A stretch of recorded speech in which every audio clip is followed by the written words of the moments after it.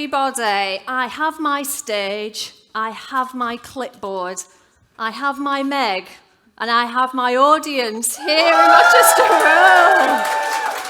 Are we ready for Vmac 2022?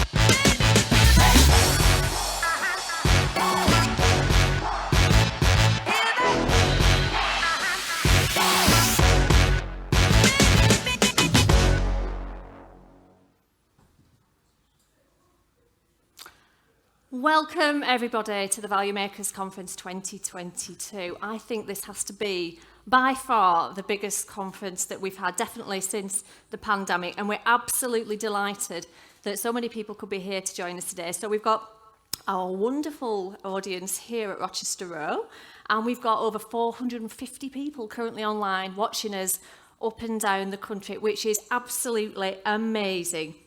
So I think this now is the fourth Vmac conference that I've absolutely had the honour of chairing, and it's got bigger and bigger and it's got better and better every single time. So today really is about us as value makers, and it's a really great opportunity for us to be proud about the amazing things that we've achieved as individuals and as teams, and proud of the absolutely amazing people that we have in our network and the amazing people that we have in NHS finance, procurement, IT, estates, and if you're all the way up in Morecambe Bay, that does extend to the PMO team. And that is the beauty about value makers, because it's anybody who works with finance and as part of that wider team, and we're all an essential part of NHS. So today is a really great opportunity for us to reflect, and it is really challenging at the moment, let's be honest, but what we really need is the positivity that we get from this network, the absolute commitment and focus on improvement, and making this genuinely a really, really great place to work. And there's going to be so many examples today throughout the number of people that we've got coming and sharing their experiences with us, presentations, guest speakers, a real opportunity for us to reflect and think about all of those wonderful things. So, before we kick off, for those particularly that are here in the room, I've got a bit of essential housekeeping. So, in terms of the way we're going to run the day, this is Vmac, so we don't do this unless we've got audience participation, and that's whether the audience at home or the audience in here today. So I can ask everybody, get on your phones, download slido.com and try and get your questions in, and they all come to me here at the front, and I will feed those into our speakers during the course of the day. So please do that. It really does genuinely make a difference, otherwise I have to think of all the questions, and that's not great. So if you could download that would be great. For those that are here in the room today, can you make sure your phones are on silent though, because we don't want any calls in the middle of the presentations. You may have spotted somewhere around, I think she's just at the back there, we have a photographer here today who will be taking action shots during the course of the presentations. If you do not want to be photographed for any reason, please just signal to one of the ONF team and we'll make sure you are not in any photographs. Now, we have no planned fire alarms for today, so if the alarm goes off, it's head to the emergency exits, which are here and here, in my wonderful airport air hostess manner. And if you want to get onto the Wi-Fi so that you can connect to Slido, then if you just go on Wi-Fi, and it's We Make Events, so you can log on there and get free Wi-Fi. So, I think we're ready. Are we ready? Are we ready for today, guys? So I'm going to start things off, and I'm hugely, hugely delighted to welcome our very, very first speaker to the stage. So Johanna Bogle, he's from the Deputy Director of Finance, and she's from Great Western Hospitals NHS Foundation Trust. So alongside that very, very busy job, Joanna is also the chair of the National FFF Health and Wellbeing Champions. And so I'll welcome Joanna to the stage now, and she's going to talk to us a little bit about the network, and there'll be opportunity again for you to ask any questions, particularly those who want to know how to get involved or know a little bit about what the work that Joanna's leading for us. So Joanna, shall I invite you to the stage?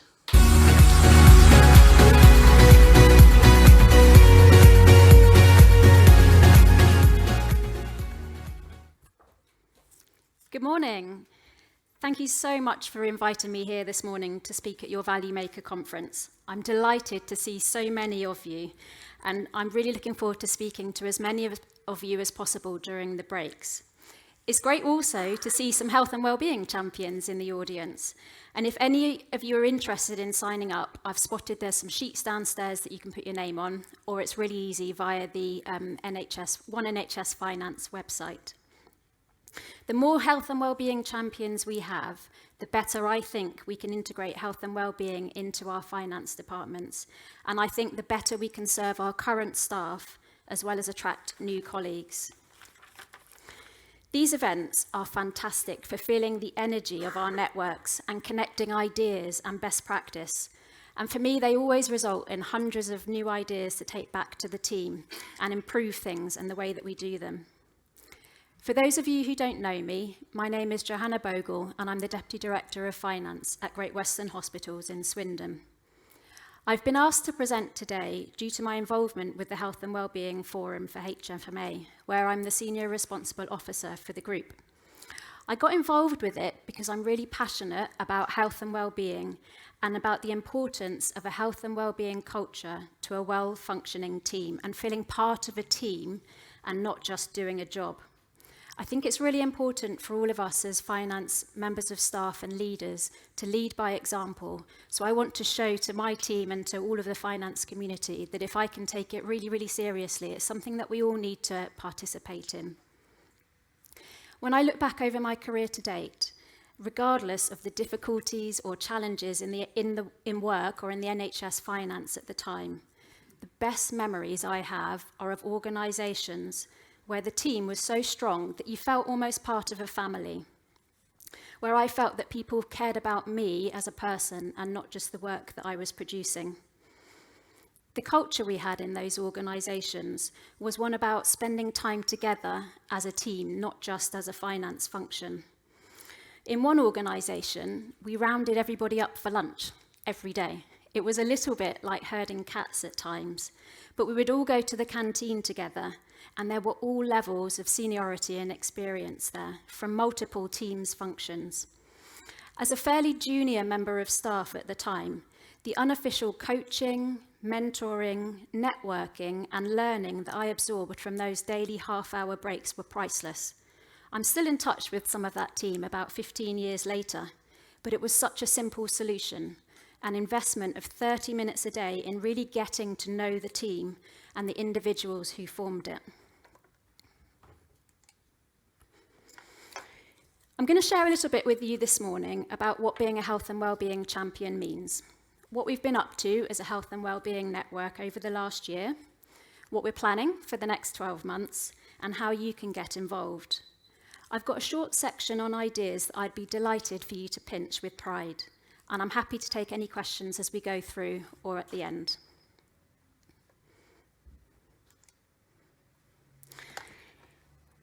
What is health and wellbeing? So we've been using the World Health Organization's definition, a state of complete physical, mental, and social well-being, not merely the absence of illness or infirmity. You can see that from the circles that in the middle there is the ultimate goal, and that's where you've got health and well-being, where you combine all of those three elements. The benefits of achieving physical, mental, and social contentment are numerous, not only for the individuals involved, but also the collective workforce teams.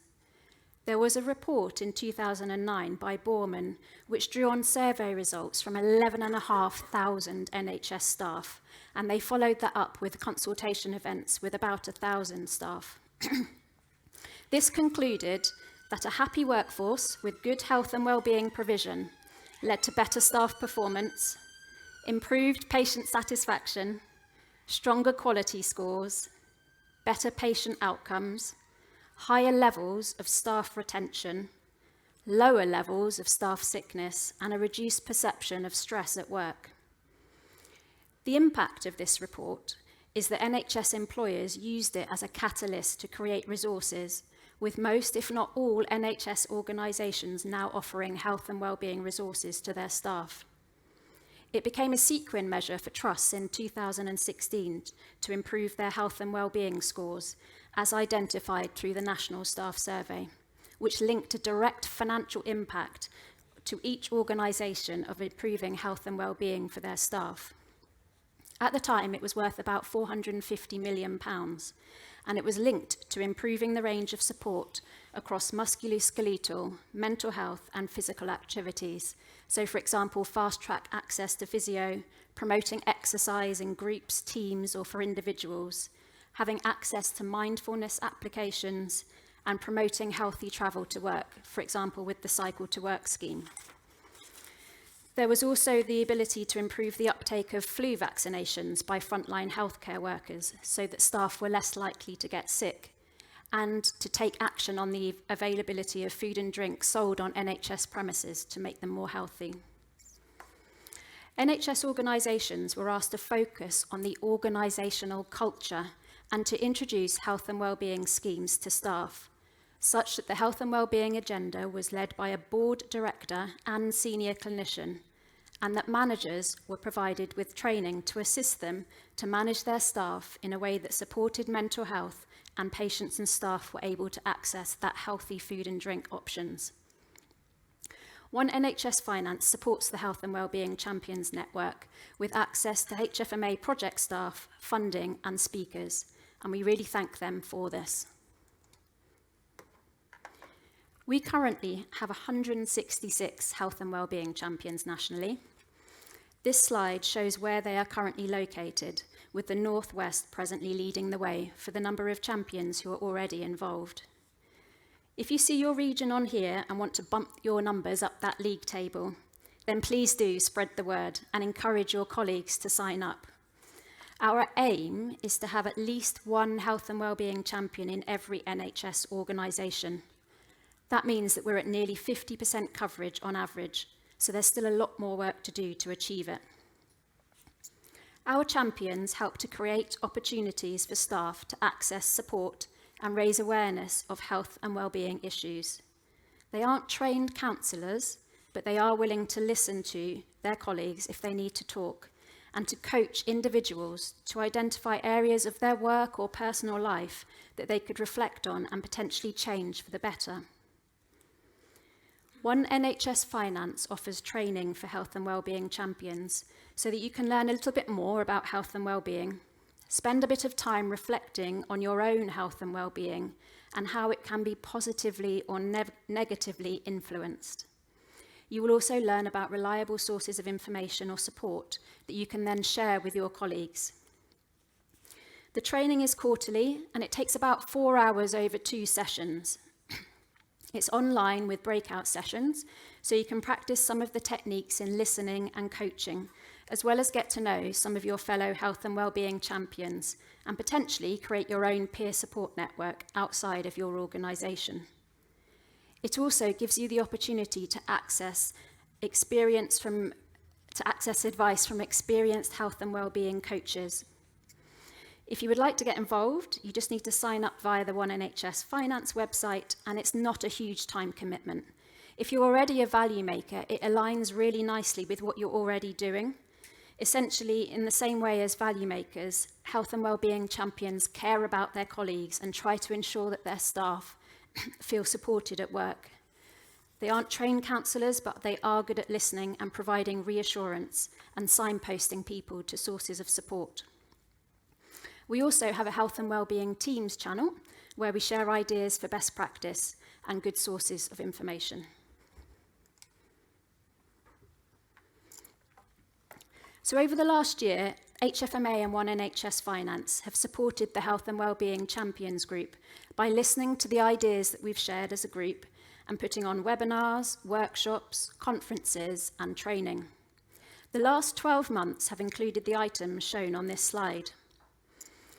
We've done one wellbeing conference with the HFMA, 2 workshops on wellbeing in winter, 4 workshops on self-care through tough times, 4 workshops on dealing with change and uncertainty, and an online escape room, which was basically a Friday afternoon team event and was really good fun. We've supported staff through change, particularly where the CCGs and the CSUs were going through changes to become ICBs. So we put on 2 events for all staff on resilience and change, and 3 workshops supporting specifically those CCG colleagues. We've done 8 cohorts now of the Health and Wellbeing Champion training, and we've also done 2 mental health training workshops. We've had really good feedback. It seems that both we and our colleagues find these sorts of programs a useful and necessary part of ensuring our own health and well-being. None of it's related to finance, but it's so relevant to having a workforce that's mentally, physically, and socially well, and therefore able to give their best to their roles. This slide shows what we've got planned already for late 2022 and early 2023. As well as the offers, I want you to take note of the numbers at the end of those course titles. These are the numbers of people already booked onto those events, as at the end of October. So we've got Managing Stress and Resilience, 92 people for next week, 110 people for the middle of December on creating positive team dynamics. And in January, we've got a health and wellbeing conference with 125 people already booked on, and we haven't even released the agenda yet. So there are people that are wanting this, and I guess what I'm asking from you is more ideas for more events, and what do you want to see the health and wellbeing champions getting on with to support you better? We also recognise the current cost of living crisis and intend to put together some resource packs around that. Then the health and wellbeing champions can share them onwards in their teams and with their organisations. And we know the merger of Health Education England, NHS England and NHS Digital will be a change that our staff need supporting with. Building on the events offered to CCG colleagues earlier this year and late last year, ongoing through the change of moving towards ICBs, we intend to put on additional events aimed specifically at these staff. But we need your help. We need more ideas, more enthusiastic faces promoting the health and wellbeing agenda. And that's where I hope that as value makers, this cause is close to your heart and we can count on you to get involved. Whether it's an idea that you've got or something that you've already got in place in your organisation, please do share it with us. Or even better, sign up and help others in the region and nationally replicate what you've already done. Work in NHS finance will continue to be pressured moving into 23, 24 and beyond. So we need to make sure that we offer all the support that we can to our colleagues in helping them to manage their own health and well-being. I said at the beginning that one of the things I love most about the networking opportunities we have as NHS finance professionals is hearing about the great things that are going on in other organisations, as well as the sparks that are created by having a bunch of enthusiastic, creative, energetic people in one room talking together. It's almost like magic. This slide shows some of the things that have been done in organisations around the country. I hope that they spark ideas or generate conversations, or just give you the hints that you might need to do something similar in your own organisation in order to promote the health and wellbeing agenda. I'm really sorry if any of them have already been pinched from your value makers' ideas, but I'm really keen if anyone has any other ideas that you can add to the bank. I just wanted to pick out a few in case you can't see all of the words on there, because there's a lot of detail. So at a recent organisation I worked in, we had a really good social gang who would set up lots of virtual events. One of them we did was a virtual walk. So we organised a virtual walk from Gloucestershire all the way to the Oscars. And every week we updated where we were with fun facts about that location, pictures of where we were, and everybody logged all of their miles as a big team. So eventually we made it to the Oscars in time, and we had an awards ceremony where everybody was invited to dress up as if they were going to the Oscars, and we gave out awards, whether they were funny ones or a bit more serious. But it was a really lovely way of just recognising people, even though we were mainly virtual at the time. Another one we did was set up virtual coffee mornings. So this was in COVID, where people weren't having those coffee breaks and talking about different things. So instead, we organised almost a blind date networking event where people would meet with other colleagues within the whole of the system, the whole of the ICS, and they might not have ever met them before, but they had 5 minutes to just say hello.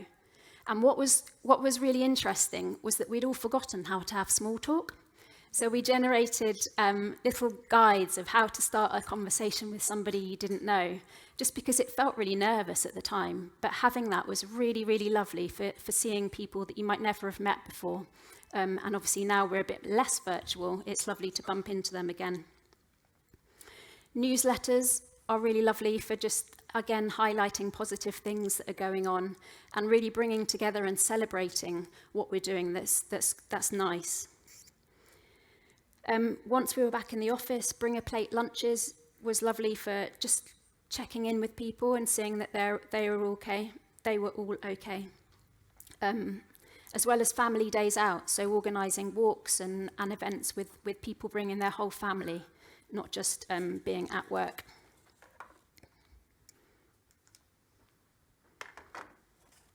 So my final plug on how to get involved is to visit the One NHS Finance website under the networking area, and there's a link straight through to the Health and Wellbeing Champions.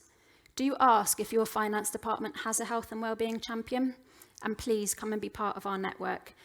We're really positive, we're really supportive, and I think it aligns so nicely with what the Value Makers do. Thank you.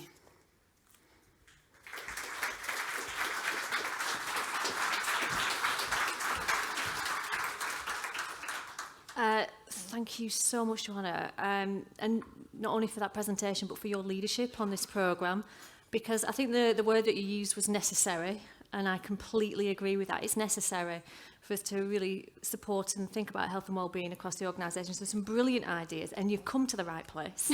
You have genuinely come to the right place, because it's just what we're all about in terms of a network here in Value Makers. So for those that are already connected in, I'm sure that all resonates. For those of you who are not, I'm sure you're scribbling down how you get involved or how you can at least connect in with your health and wellbeing lead within your organisation. And just about that, so in my organisation, Gemma is my health and wellbeing lead, and she gets so much personally from being involved in the training and developing support you get for becoming one. So there's a great development opportunity to be one. But then she brings it back into our organisation and shares it with, and my team did the virtual sort of the escape room as well, and loved it. Yeah, so those sorts of activities are just what we do need actually to keep our mental health and resilience through work. So great to hear all of that.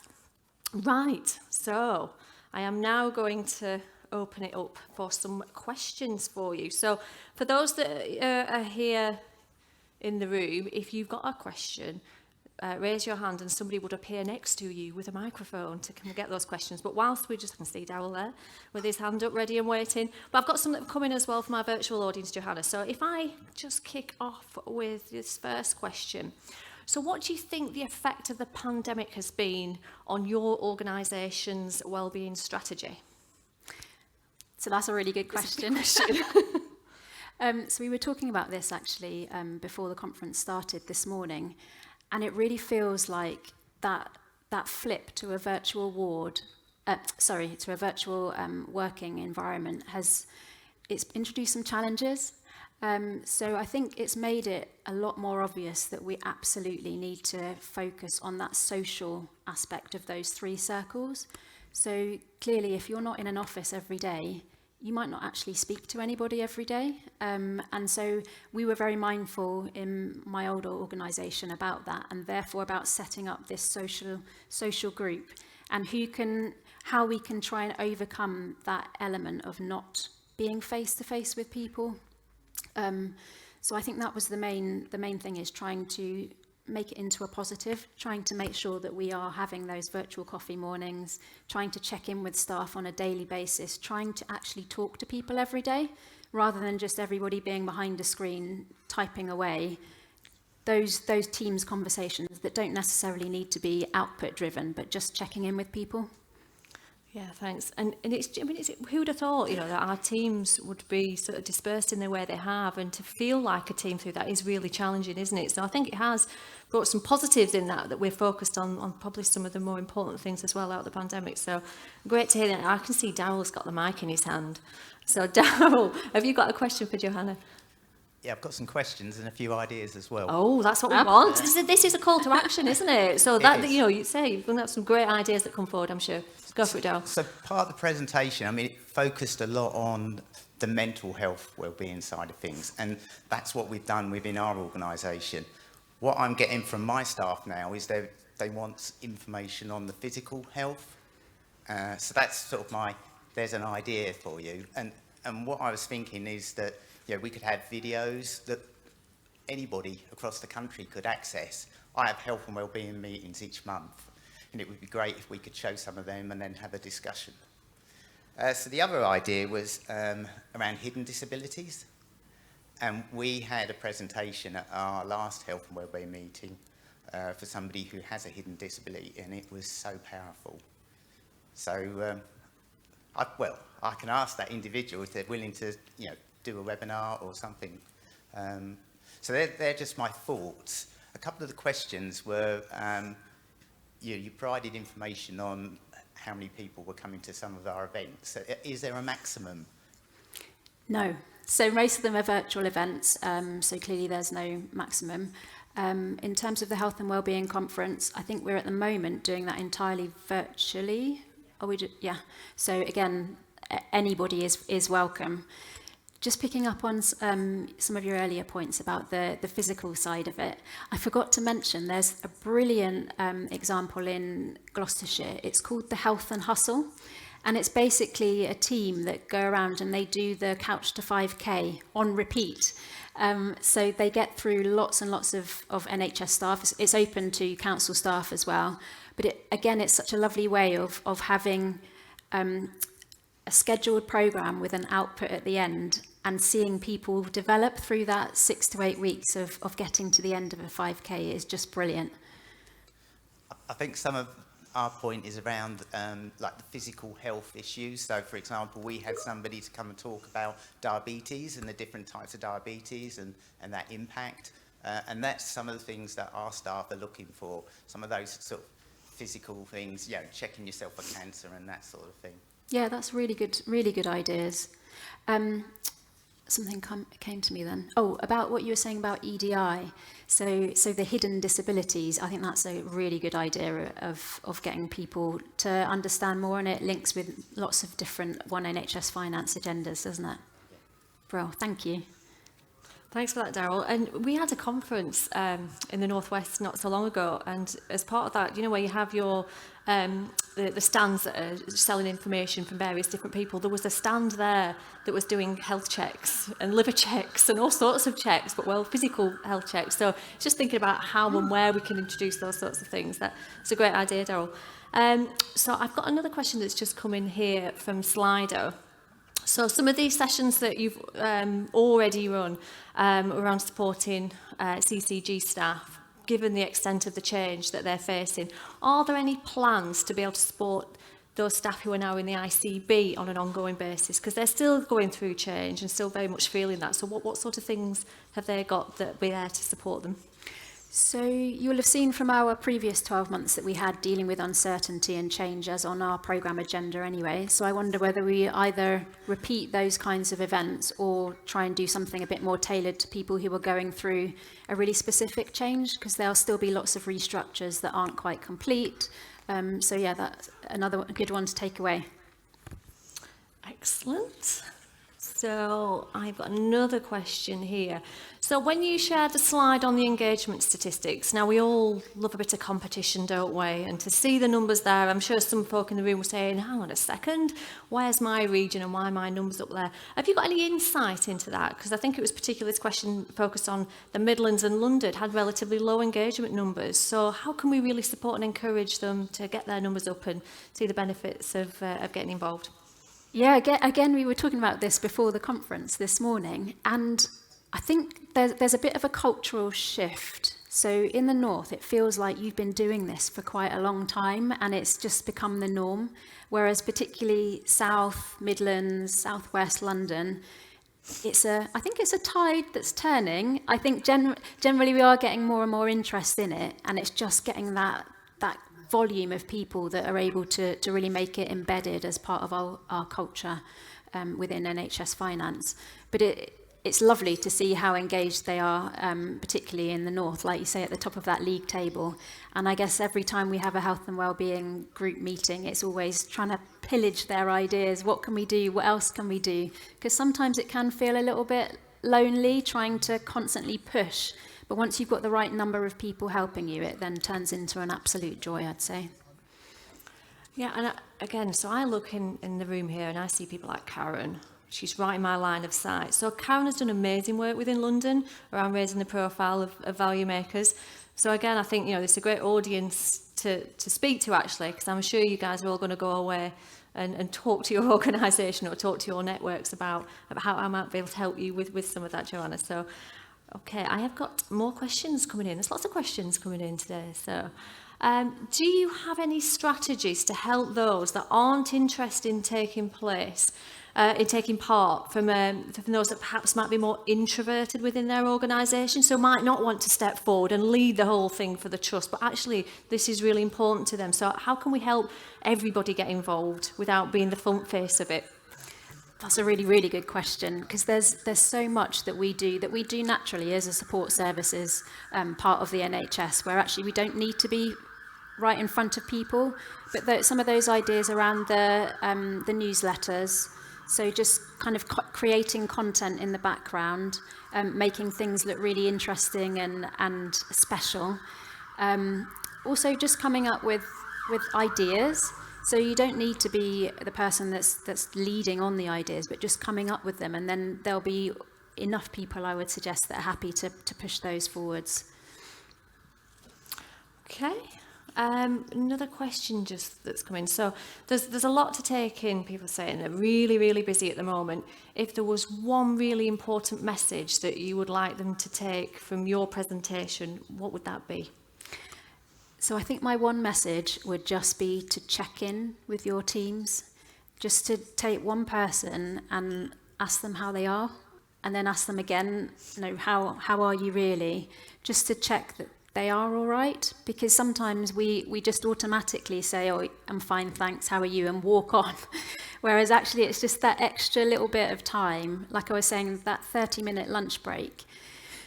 Yes, it's 30 minutes away from your desk, but the ramifications of it are really, really important. It's the way that you make people feel. It's the things that you remember years later, and nothing to do with the work that you were doing, but how people made you feel. So the one thing I would take away is just check in with people for that little bit longer. Just leave the silence ready for them to say how they really are, and then try and listen, and if necessary, point them in the direction of support. Thank you. So Sheila and I were talking just before, weren't we? And we're saying one of the sort of interesting things with the pandemic is that we've got to really start to focus on changing that culture back to talking to one another. We'll be emailing someone that's there and sending them a message on Teams, and they're there, so that, encouraging us to go and talk to one another and just check in and make sure everyone's all right. I think it's really important, because we sort of drift up into that, and we've got to drift back out. So anybody else in the audience, please do raise your hand. Oh, we've got 2 questions there. I do apologise, I've not seen those. So there's a mic coming to approach you. I think it's Jack, isn't it? It is, yes. Thank you very much. That was a really fascinating talk. Just listening to what you said there, not everybody wants to talk to somebody within their organisation. So is that something that we, because we are here in this room and those virtually watching, should be thinking about?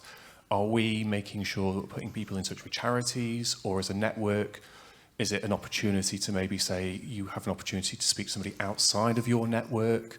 because sometimes there's that stigma still there, that if we see somebody in a corridor, because they might still be within our organisation or our department, that we see them and they think, oh, I've just spoken to them about something I didn't particularly want to talk to them about, etc. So just an idea, any from yourself? Yeah, that's a really good point. Thank you. So one of the roles that we expect health and wellbeing champions to play is that signposting. So every organisation will probably have various offers around that coaching and support that are not internal. So, for example, my organisation offers a helpline and access to mentoring if needed. So. And also, sorry, the word has slipped from my memory, but yeah, so that you can get into touch with people and even have counselling if you need to. But you're absolutely right, not everybody wants to talk. So what we're trying to do is just publicise the availability of that support, so that people don't even need to tell you that they're accessing it. But if they know it's there, then they can access it themselves. Great, thank you. I think we've got another question just at the... One more question, I'm being told. So there's a question just at the back there, sorry, the gentleman 3 rows in. Thank you. Hi, I'm Martin from Leeds Teaching. I was just wondering what engagement you have with staff networks, perhaps across the organisation. I know certainly I've been trying to encourage greater involvement with, let's say, the Men's Action and Awareness Network in the organisation with the value makers, just to kind of share those ideas, what's going on there. So I was just wondering how involved you are and what you'd recommend in relation to that. So another really good point. I am not involved in any of those, so I think that's one that I need to take away and have a look at. But you're right, that everything links together so nicely, doesn't it? I know we have various networks in the organisation that we could definitely signpost to. So yeah, I'll take that as an action. Thank you. Okay. So I know I've just been told that it's one more question, but I've just seen a really good one come in. So I'm just going to say it really quickly. I talk fast anyway. So within the finance workforce, the majority are female. Is there any thoughts about how we might support more in that space, whether that's working through menopause or returning to work after mat leave? Are there some specific things that we might be able to put on to cater for that huge cross-section of our finance workforce? See, this is why I love coming to these events. They're just full of really, really good ideas. Yes, absolutely. So again, I know in our organisation, those kinds of talks are happening, but how do we engage them for the whole NHS finance profession and try and do things nationally or regionally that would, show that that's definitely a worthwhile one to do. Excellent. So I hope you get a sense that, this network's up for this, definitely in terms of support, ideas. I'm sure there'll be a bunch more heading your way, Joanna. So I just want to say a huge, huge thank you for you to coming today and sharing your experiences and sharing everything about the network with us. So can we just thank Joanna in the usual fashion, please? Thank you. Thank you.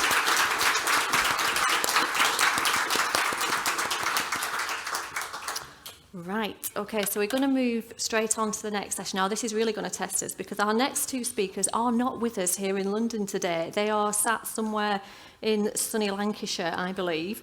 So this next session is going to help us focus on those individuals that have worked really, really closely to support collaborative working with our clinical colleagues. So this session is very much about sharing their experiences. Now we're going to be joined by Emma Watson and Akhlaq Hussain, and they're up there at East Lancashire Hospitals NHS Trust. And hopefully we can connect to them. Let's hope that they're there. Oh, see, as if by magic, they appear on the screen. So welcome both of you. So your session today is about helping others to understand finance. So I'm going to hand over to the both of you to take us through, and then I'm going to disappear off the stage and come back to help with some questions, if that's okay. You may have spotted I'm not Emma Watson. She's indisposed. Can you hear me? So I'm Alistair Gray. I'm the Chief Pharmacy Information Officer at East Lancashire Hospitals, and in a former life I was the Clinical Services Lead Pharmacist, which is what Emma Watson is now, but unfortunately she's poorly. And together with my glamorous assistant Akhlaq, you want to introduce yourself? Good morning, everybody. My name is Aklak Hussain, and I'm the Assistant Director of Finance focusing on benefits realisation at East Lancs Hospitals. Okay, I've got this magic clicker at home, so I'm very much hoping when I press one button, it's going to advance to the next slide. If it does, it's going to take us back in time.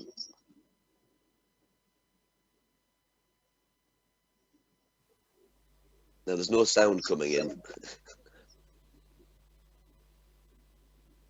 All right, maybe I will miss out this particular bit because you can't hear what's going on. It might cause us a slight problem later on because we've got a 5-minute film to show.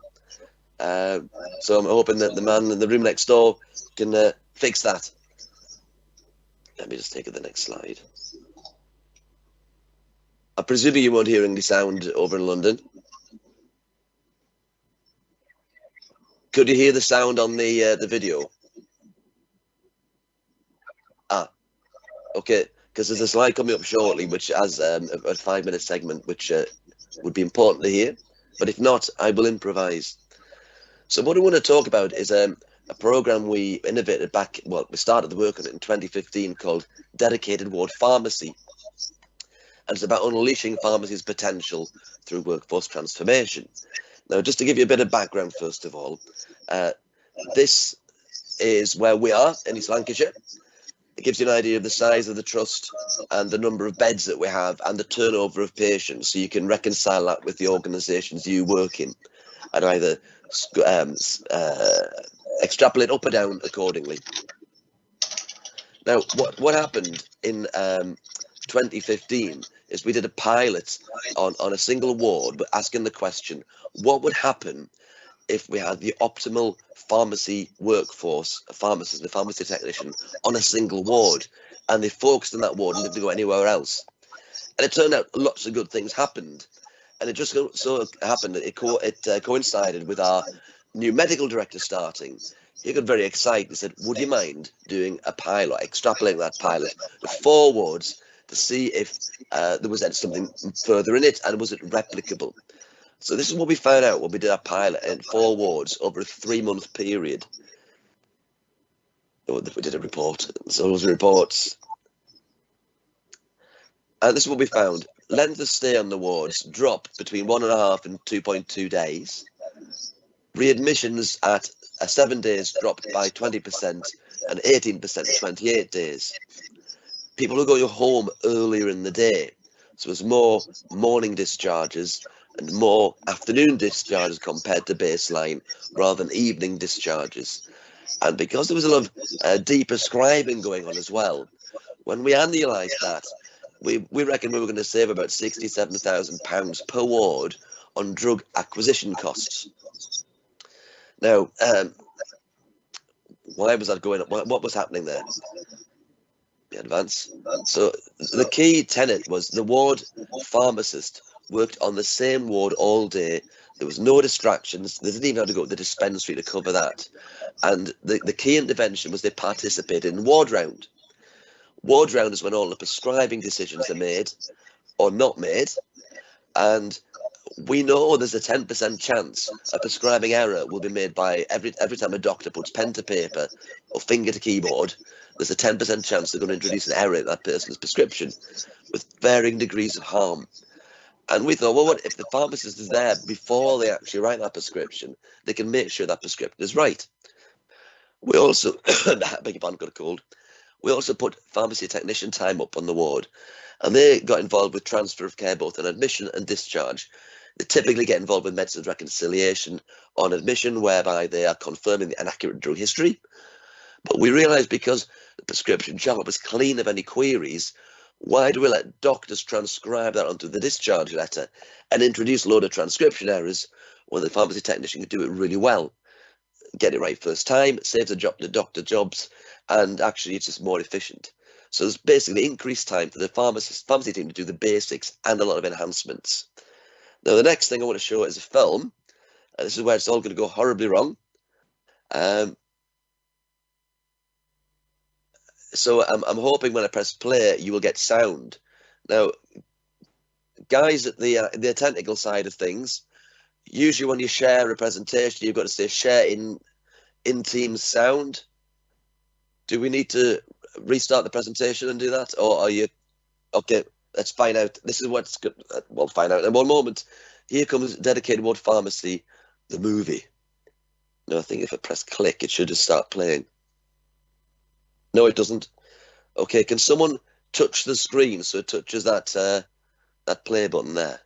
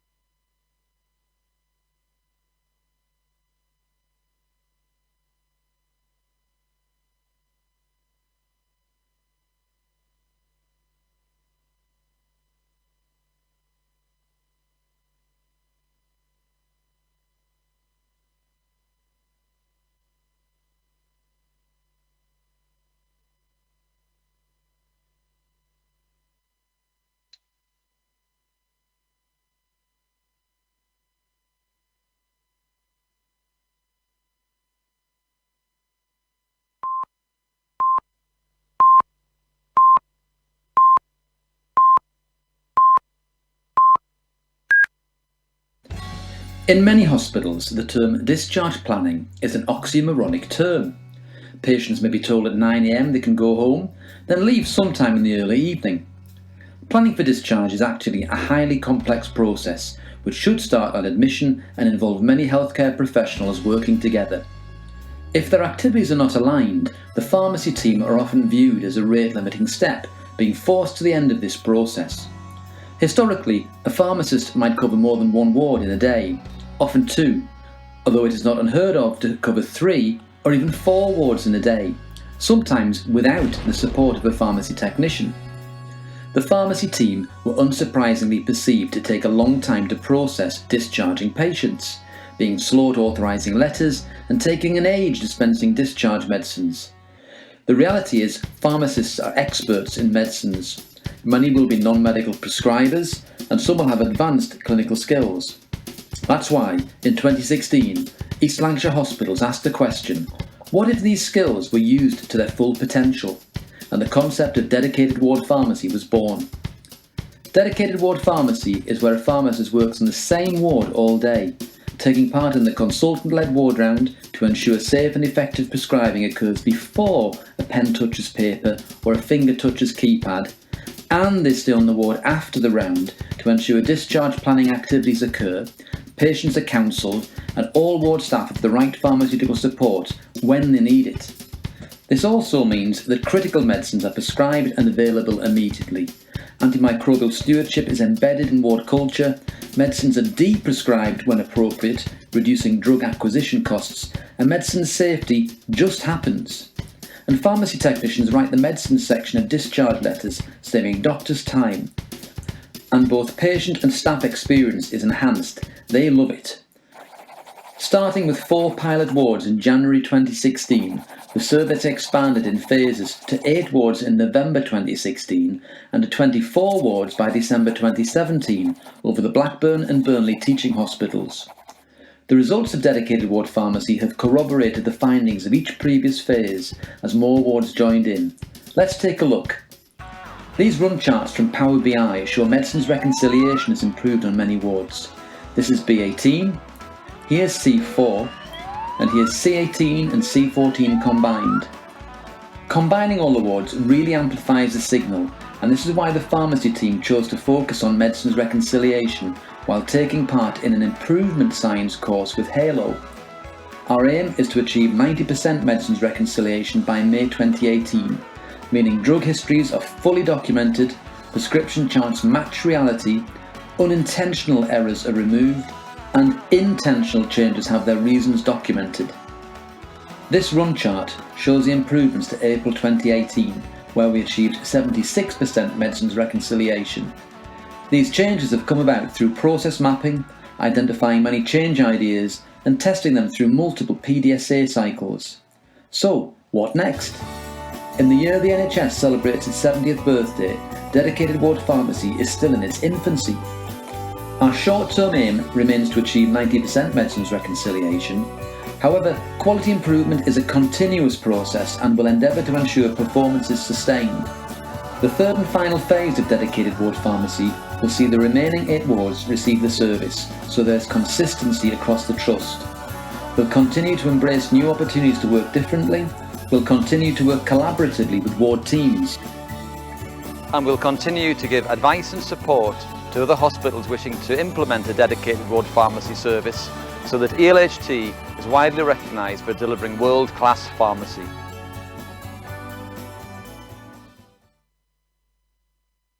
Okay, that's the film, which hopefully hammers home a lot of the findings and in a succinct way of what it actually means. And just to give you some sort of context, from our baseline to the end of phase 3, which obviously took place after that film was made, we added something like an extra 22 pharmacists and about 16 extra pharmacy technicians to the workforce in order to deliver those services. But we found out a whole sort of other things as well, which made us change our approach ever so slightly. So I pressed that.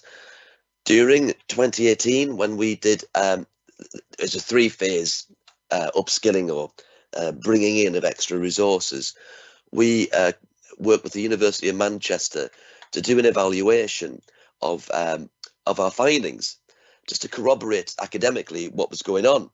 And we got a bit of a mixed picture, which will make sense as we go on.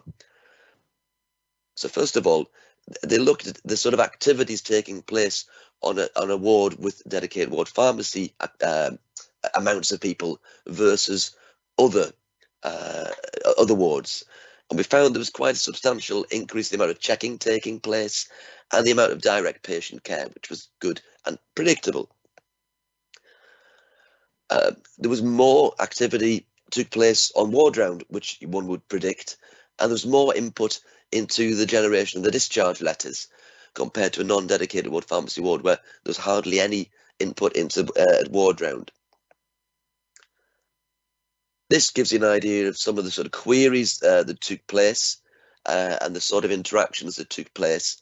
And you can see wherever dedicated ward pharmacy took place, there was just more of them, because it wasn't just here's the pharmacist, it's here's Alistair, and they knew the person by name. And there's a lot of tacit understanding about what was going on with patients' care because they were involved in that decision-making process.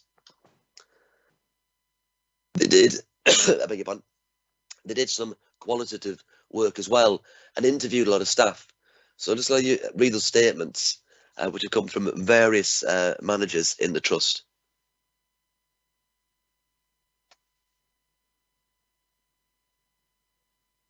Okay, I hope you're all fast readers. There's a few of these.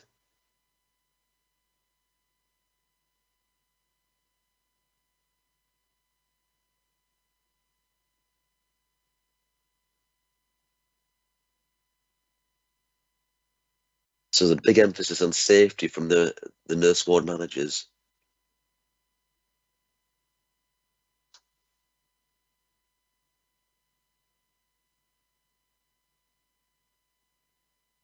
This is the opinions of the pharmacy team.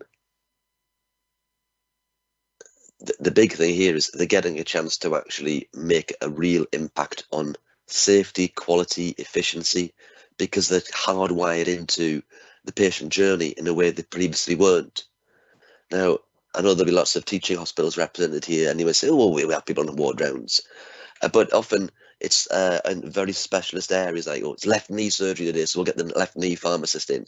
On a lot of the general wards, that may or may not be the case. This model has been taken by other hospitals and replicated. And here's another one. I think there's one more comment.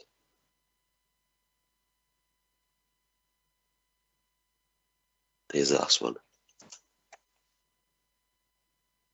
And this is an interesting comment. We had one particular respected consultant who just didn't see the point of having a pharmacist on a ward round. By the end of the first one, he would never go back to not having a pharmacist on a ward round because he suddenly got it. He could see what skill the pharmacist was bringing to that process. So Manchester looked at our outputs during the implementation of phase 2, where we were increasing to 24 wards. and they looked at these particular things, which were elements we looked at during our early pilots. And they found, well, there was no impact made. There's no negative impacts, but they couldn't see the things that we'd discovered during the pilot. So what was going on there? Because that was counter to everything we believed at that point. And what happened was, although we increased the workforce, for most of the time, we were still carrying vacancies. So we couldn't actually deliver the service over any given week on every single ward. Now, the wards to the left are the ones that were in the first pilot. The ones in the middle came on phase 1, and the ones towards the end came on phase 2. And you can see a lot of the time, the total weeks available, there was maybe only half of the weeks where we had enough staff to deliver the service. It's a capacity-driven service. Without the staff, you can't get the benefit. So, I'll skip over that. This is where the improvement science bit came in. We started asking all sorts of questions, and hopefully the answers to those Manchester queries will come to light in a moment. So we mentioned interventions, and we mentioned the outcomes that we discovered early on in the pilot phase. And it's worth picking out some of those interventions. We used to do a week of interventions for a month, and we did this over a 5-month period on the wards we were delivering the service on. And 6,718 interventions were recorded. A lot more will have occurred. The most common was making sure people got their regular medicines when they were unintentionally omitted. But a really interesting one is 364 occasions where the VT risk assessment had been completed, but no low molecular heparin had been prescribed to prevent hospital-acquired VTEs. During the pilot, there was a 6-week pilot, there was 35 occasions where that occurred, and no hospital-acquired VTEs occurred on that ward, but they did. We had 2 elsewhere in the hospital. So the hospital might be good at assessing risk, but not necessarily good at putting in the mitigation against that. You can also see there's things about IV to oral switches at the very bottom there. That's a massive cost saving. Intravenous medicines cost 60, 70 times as much as an oral equivalent. So getting someone optimally switched from IV to oral, say if they've had some intravenous antibiotics, getting it at the right moment can save a lot of money. And that's where the acquisition costs can come down. We focused on medicines reconciliation as a surrogate marker of pharmacy activity. And you can see as various phases of our program took off, activity increased. But it's now worth me overlaying on this, how that staffing number increased. So just fade that out there. Now the red line is our establishment increasing. And as you can see, as each phase took place, the establishment increased. The green line is how many people we had physically on the ground after you took into account maternity leave, people off sick, and also just vacancy factors. And you can see the beginning of each phase, we almost came close to having the establishment. But over the course of a year, natural churn kicked in. And it wasn't until the following August, September time, when we get newly qualified pharmacists becoming available, that we actually had enough people to deliver the service the way we'd wanted it. Now, we still found some other things out here. So if we go to this point in time where we had a staffing nadir, which is like August, just before people started, go back a year, when we had the same number of staff in, and actually we'd found a 14% increase in medicines reconciliation rates. And that's because our quality improvement processes had actually improved our processes, so we were more efficient at doing that particular activity with the same amount of staff. So that was good to see. I mentioned the left knee surgery example, but this is to try to sort of put things into context. We did a survey of the rest of the Northwest trusts to find out how many ward rounds were participated in with a pharmacist on board. We're at the top there, and when during phase 2 we were doing 115 ward rounds a week, expected to hit 265 by September of 19. Most places they either did none, or they were just in very specific things. They were doing 10 or 15 ward rounds a week. So it does show you like the difference between actually truly going for this thing or just saying, oh yeah, we do ward rounds, when actually maybe people don't to the degree. We came up with this concept of dedicated ward pharmacy focus to really sort of drill down and see what was going on. Now, this is a map showing our medicines reconciliation. Oopsie daisy, I must have put a timer on there. To date, you have to look at the there's histories obtained and fully reconciled. Histories obtained that is always higher than fully reconciled because our pharmacy technicians get involved with that. But what we're seeing here is when the pandemic hit, we had maximum staffing, phase 3 being completed, and we had less patients coming through, and we actually achieved our 90% target. But when we hit September, October of 2020, and restrictions eased, the PCNs, the primary care networks, started advertising for staff. And locally, they were trying to get 99 pharmacists in. We lost about 15 or 16 pharmacists to PCNs over the next sort of 18 months. And we just couldn't recruit fast enough to replace the people we were losing. And I predicted it's probably going to be next August by the time we get back to where we need to be in order to deliver the service. Because although it's a process-driven thing, it's also capacity-driven. And if you don't have the numbers of people on the ground delivering the service, you just physically cannot do it. So we have a lot of wards paired, which is the traditional pharmacy model at the moment. But every single new pharmacist comes in means 2 wards can be unpaired, because one pharmacist can go one way, another pharmacist can go another. And immediately you have that catalytic reaction where good stuff happens.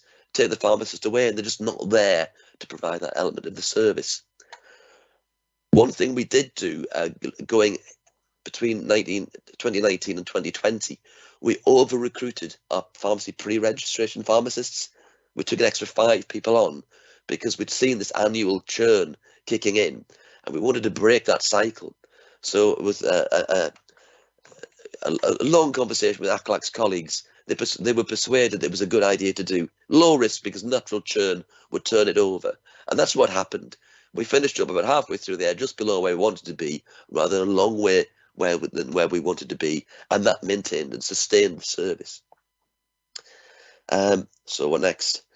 We've done our best to promulgate our actions and activities, and there's at least 6 sites around the country who have taken the model and grown their own.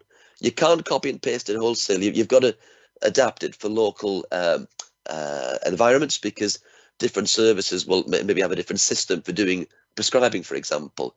But if starting with a single pilot ward to understand how it works in your system is utterly crucial to the growth and spread. So Kettering Hospital, I think, is in a phase 1, and Northampton Hospital is in a phase 1 as well. And that is the end of the presentation. I've left plenty of time for questions. I might need to do a bit of the talking because my voice is rapidly deteriorating. So thank you for listening. Thank you so much, Alistair, not Emma, and ACLAC for that presentation. It's possibly not how you intended to spend your Tuesday morning, it's Alistair. But a huge thank you for coming and sharing your presentation, some of the excellent work that's happening in East Lancashire. As a Burnley girl, I have to say it's great to hear so much wonderful things that are happening in my local hospital. So thank you very much for that. Okay, so I'm going to open it up for some questions, and I'll just see if there's anybody in the room before I do. So they might just hear in the front row, second front row, if that's right, this lady here. Thank you. Hopefully you can hear the questions. Hi, it's Amanda Liddell from Buckinghamshire Healthcare Trust. Just a question on retention, because I would have thought, or that maybe the hope that having your dedicated ward pharmacist or the technician there may have meant that staff morale was boosted, that the productivity had increased so people could feel that they were making a real positive impact, and that would have made them feel a little more happier at work. And then therefore the retention, or maybe they wouldn't have been as enticed to go over to the PCN. So what do you think happened there? And what are you going to do around workforce strategy then, therefore, to improve the retention?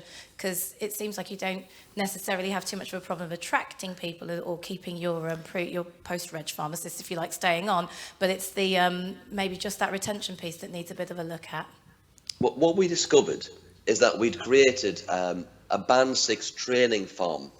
Our model was pharmacists qualify and they become Band 6. Then after 2 or 3 years, they do a diploma and they become Band 7.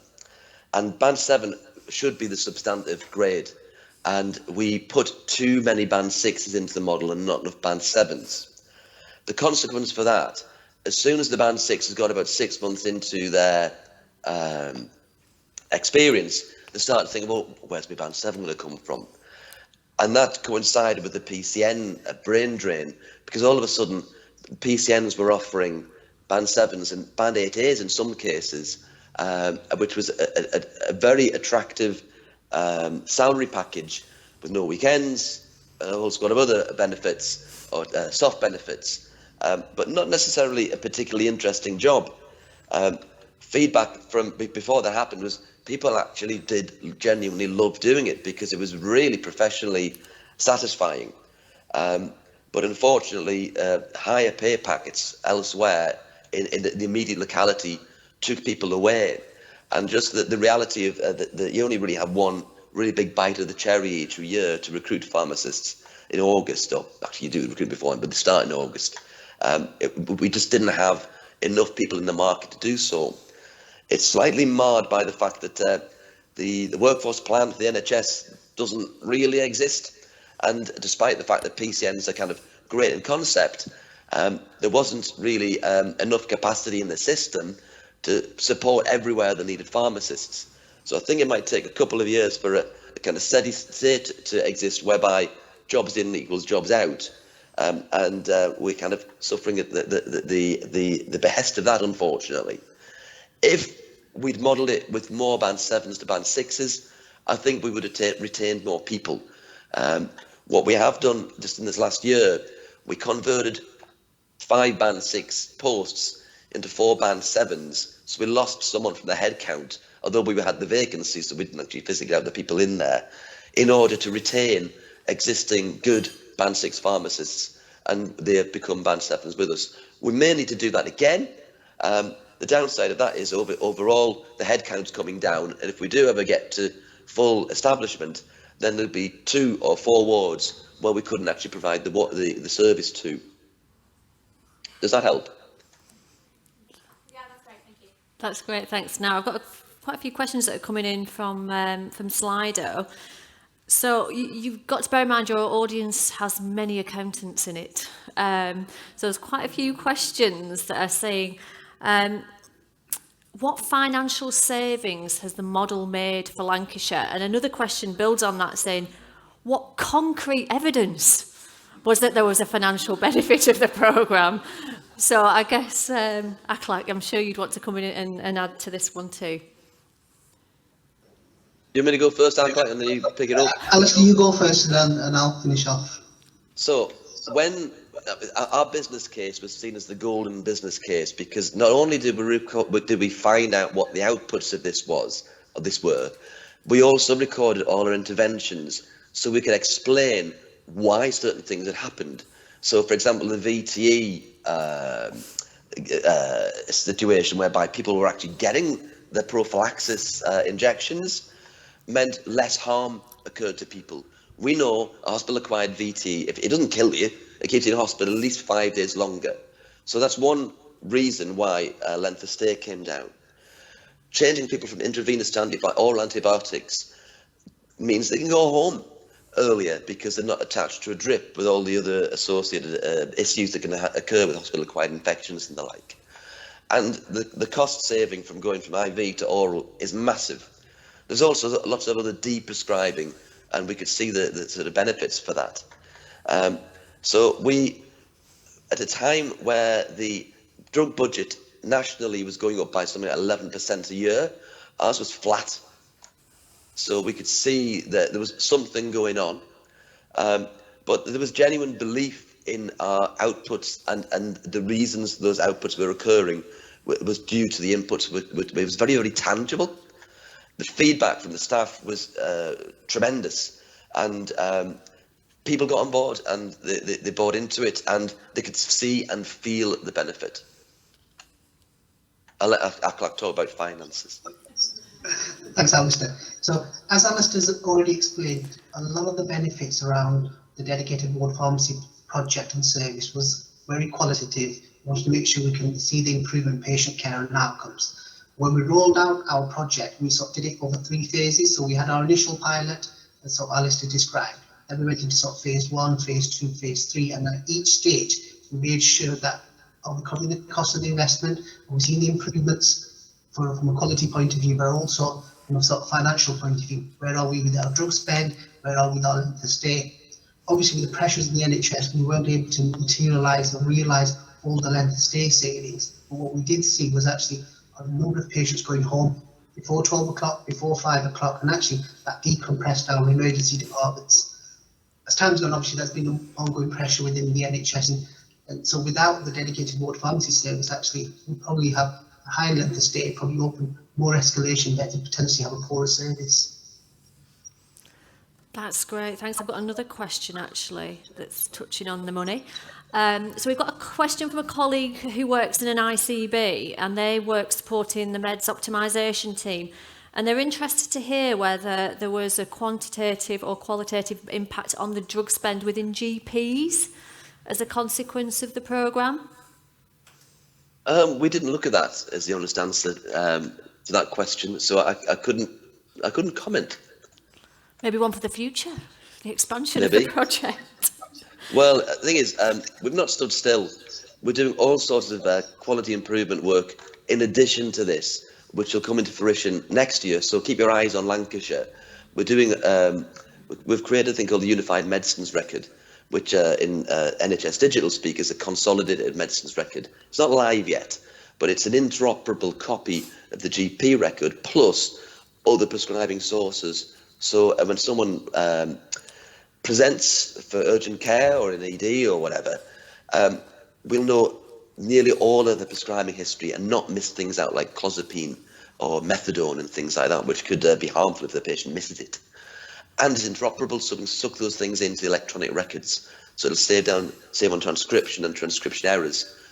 We're doing a baseline audit at the moment. Our prediction is we should shave about 10 minutes off a medicines reconciliation, and when you're doing 3,500 in a month, that's a lot of time saved. But actually, it's not time saved to cut staff. It means we'll actually see more people, because if you've seen from the graphs, only once did we achieve 90% medicines reconciliation.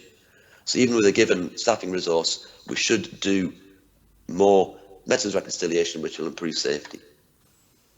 That's great, thank you very much.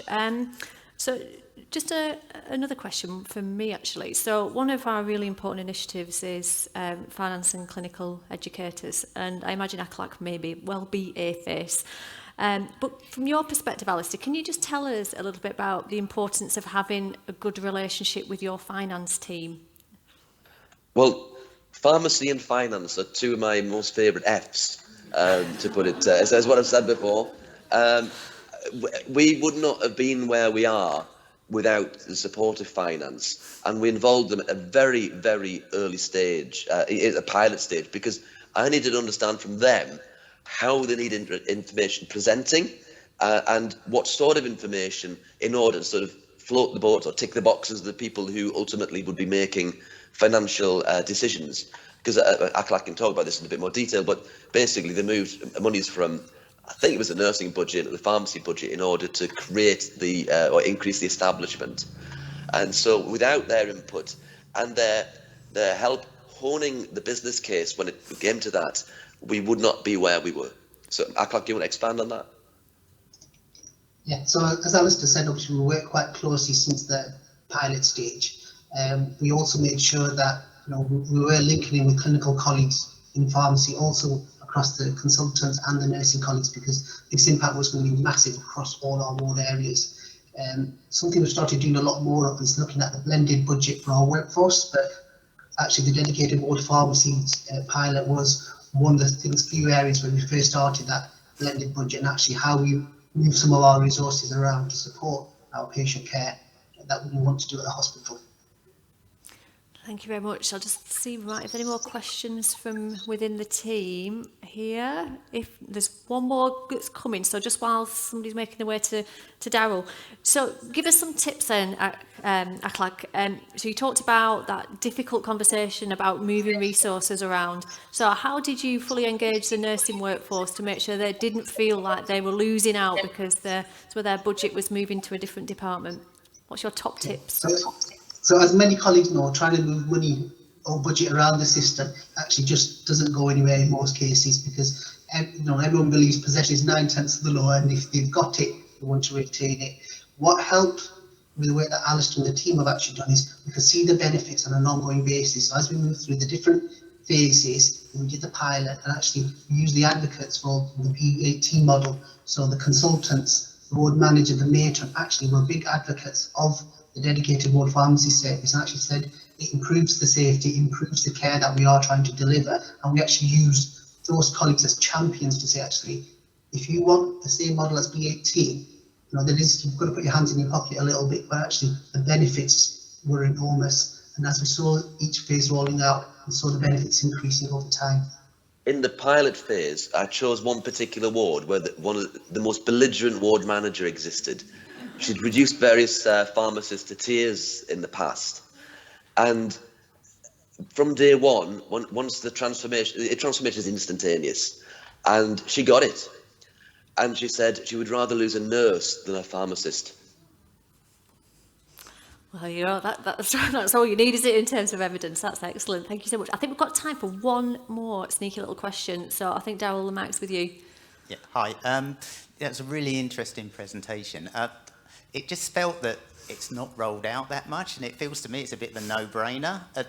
What more can we do? Obviously, I'm going to go back to my organisation and ask the question, but what more can we do?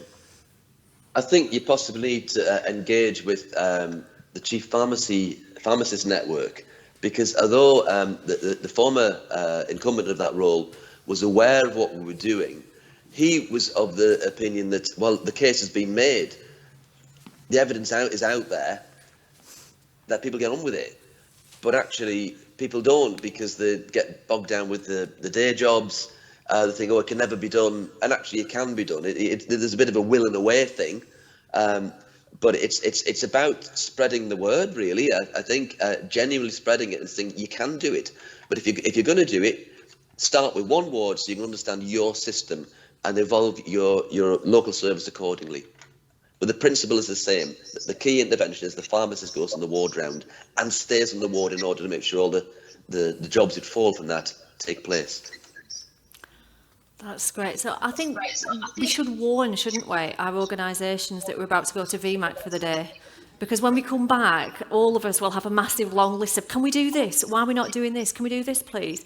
So, which is brilliant to hear. So thank you to Alistair and Akhlaq for sharing the amazing work that you're doing. I totally agree with Daryl. We should all be taking something from this if we're not already. So thank you very much. And thank you for stepping in what appears to be at quite short notice, Alistair.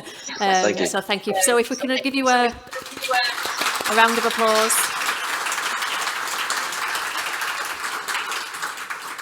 Thank you so much. So that brings us to the end of the first part of today's session. I hope you've all enjoyed it so far. We've got time for a quick break now. So for those that are here, there's coffee downstairs. For those that are home, go and grab yourself a coffee. And if we could all be back here for 11:50 to start with the showcase sessions. Thanks, everybody. Welcome back, everybody, after the break. I hope you're all feeling thoroughly refreshed. So as in previous years, we're delighted to have a fabulous set of showcase sessions that we'll be running after the event today. So for those that are not familiar, the showcase sessions give an opportunity for our value makers to showcase some of the amazing work that they're doing within their organisations. The sessions usually run for about an hour, and you can sit back, relax, and hear some of the wonderful work at your leisure. There's on the ONF website, there's a full range of all the different sessions that we've got running this particular year. So if you're not familiar with them and you're not quite sold from what I've just said, then maybe this will sell it for you. So roll the VT. At ESNEFT, we use Power BI to cascade information to budget holders. This is supported with row-level security. This passes just the information relevant to that budget holder, so they cannot view other departments' information. With over 600 budget holders, this has had to be automated with the finance system underlying and supporting it. If you want to learn more, please drop into our showcase session. Hi, I'm Tom Mitchell, Senior Cost Accountant at Leeds Teaching Hospitals. As services begin to recover following the pandemic, there's a massive focus on understanding whether service provision is impacted by, for example, the colour of a person's skin or whether they're from a rich or poor area. We've created a new tool to help explore, understand and tackle possible health inequalities that might exist within our waiting lists. To find out more about our PLIX waiting list analyser and how we used our skills to combine finance and clinical data together, join me at my Finance Innovation Showcase session. At Mid Yorkshire Hospital Trust, we have been looking at new ways to streamline communication. We have developed a collaborative news board to give our staff a place to reflect and digest news within our finance department whilst reducing the amount of email traffic that staff have to deal with. Trello is free and we have used this to develop our news board. If you would like to know more, we look forward to seeing you at our showcase. Hi, I'm Ruth, a finance analyst at University Hospitals of Morecambe Bay. The innovation we are showcasing is our digital budget management system, which has moved us from an Excel spreadsheet to a database linked to the ESR and the Trust email system. We've ended up creating not only a much improved signature database, which saves time and effort and can be used by all finance staff, but we've also been able to use the database to modernise other areas of finance, such as budget reporting and improving our ability to communicate with our budget holders. Could your team benefit from a simple way of recording their learning activities and having access to a real-time individual dashboard which they can use for appraisals, objective reviews, one-to-ones, or for assessing progress against their own personal development plan? As a line manager, would it be useful for you to have a dashboard showing your whole team's learning and development progress? Easily accessible, visually attractive, and containing the information required to facilitate meaningful discussions. A dashboard that has numerous displays to allow filtering to whatever the discussion requires. An all-inclusive tool, equally relevant to those studying for professional qualifications as those that are not. If you would like to learn more, please join us for Royal Papworth's upcoming Value Maker Showcase session. The finance and ICT teams at Norfolk and Suffolk NHSFT have worked together to create electronic approvals of business cases.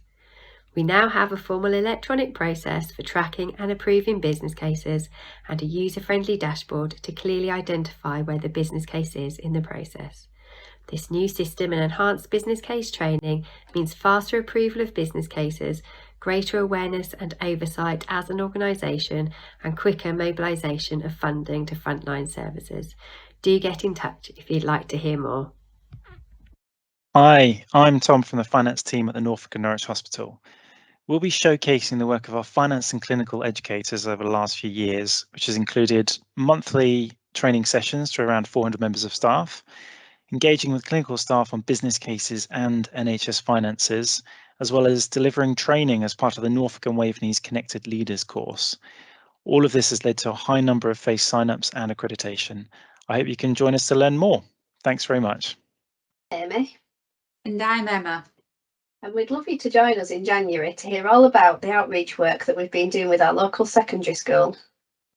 We will tell you more about the assemblies we have attended, the mock interviews we held, and the higher education speed dating event we hope to get involved in next year.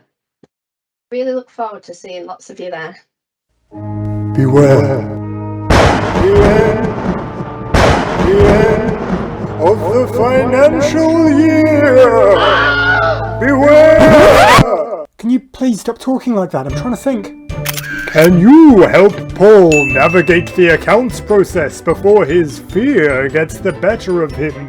Talk about a going concern. I'm going concerned. What does that even mean? Play games to boost your knowledge of the accounts process. Get points. Climb to the top of the leaderboard. Beat the rest of the office. And show Paul there's nothing to be afraid of.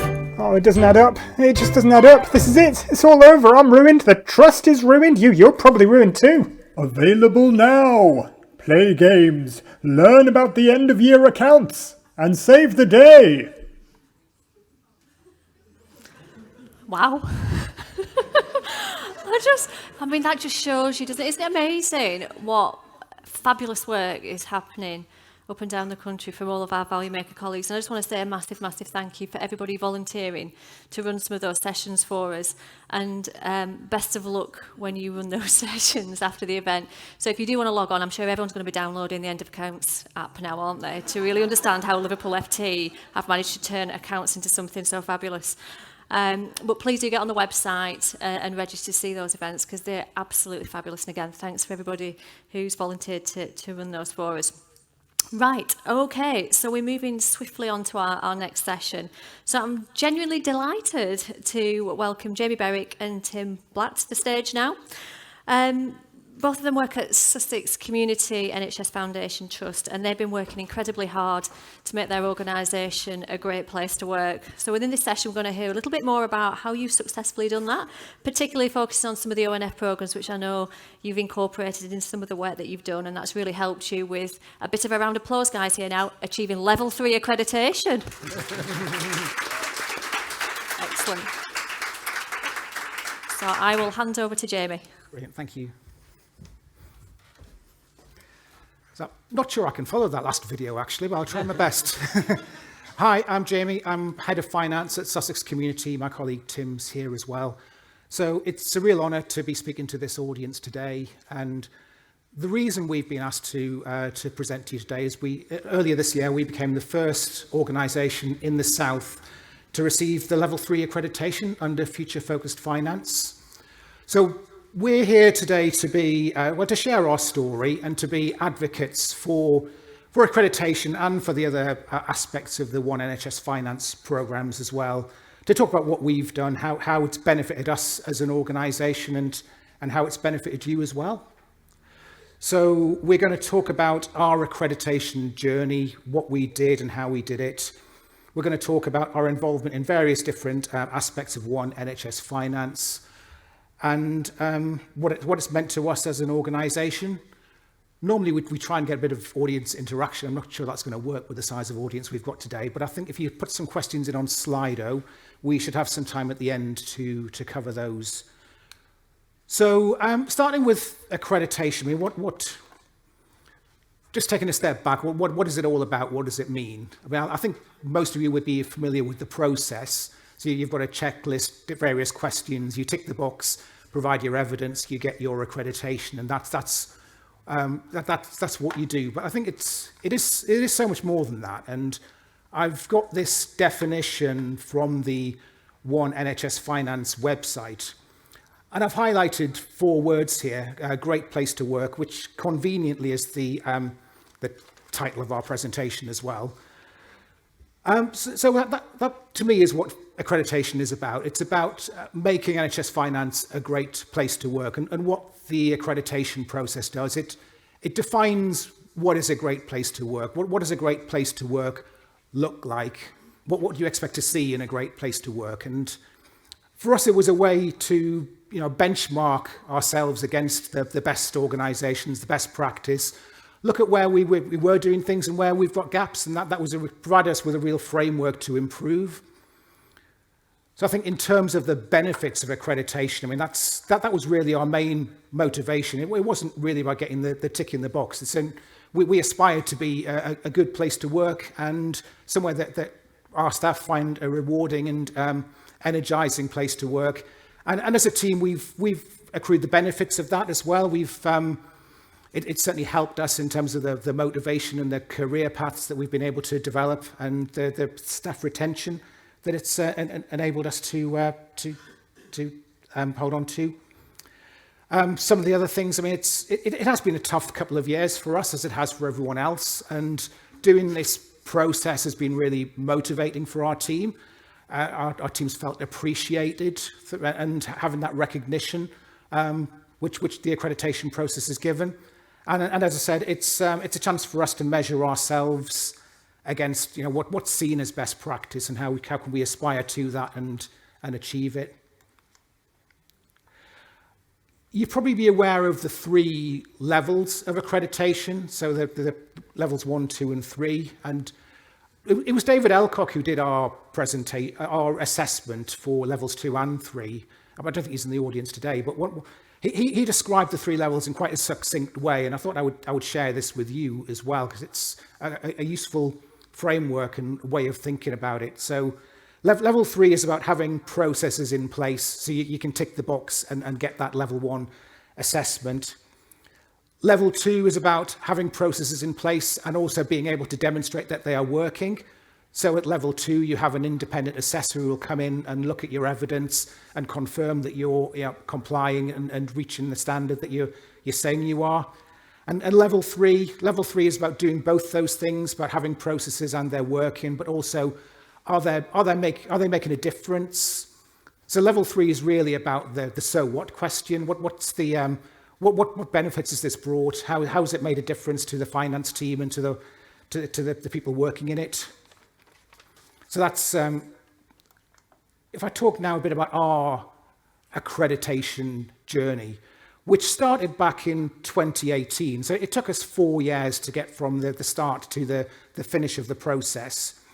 And this is that's a team photo of us from 2018 when we first started on this accreditation journey. There's probably a couple of things I would highlight to you about this picture. One is, I mean, you can see we're just a regular finance team. There's nothing particularly exceptional about us. We're doing our work in Brighton. We're very similar to lots of other teams up and down the country.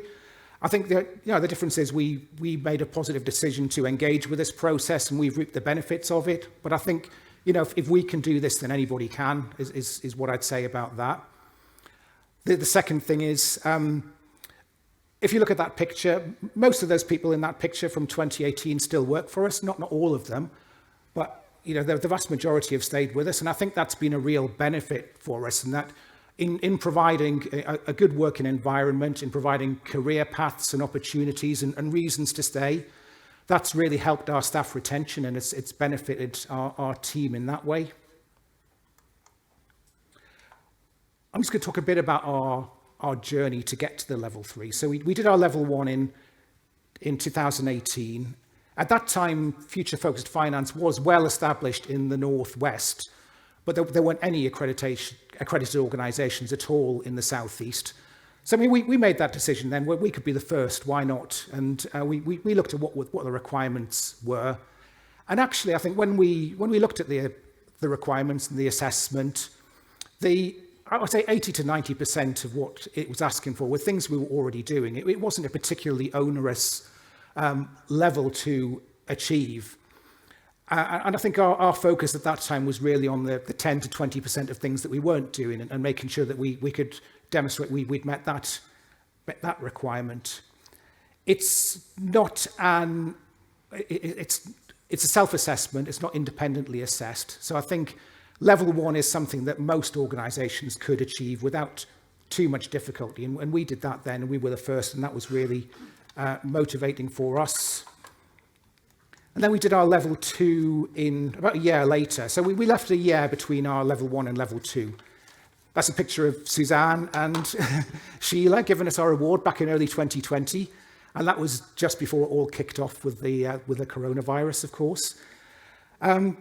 Yeah, so we left a year between the 2 levels. I think there are some organisations who have gone straight from level 1 to level 2. And that is entirely possible. I think there's not a huge gap in the expectation between those 2 levels. The difference is at level 2, you have to have an independent assessor to come and look at your evidence. So there's some work to be done in making sure you've got those evidence and it stacks up for when the assessor comes in. But it's entirely possible to do the 2 levels together or very close to each other. But we wanted to make sure we were ready for it, and we left it that year.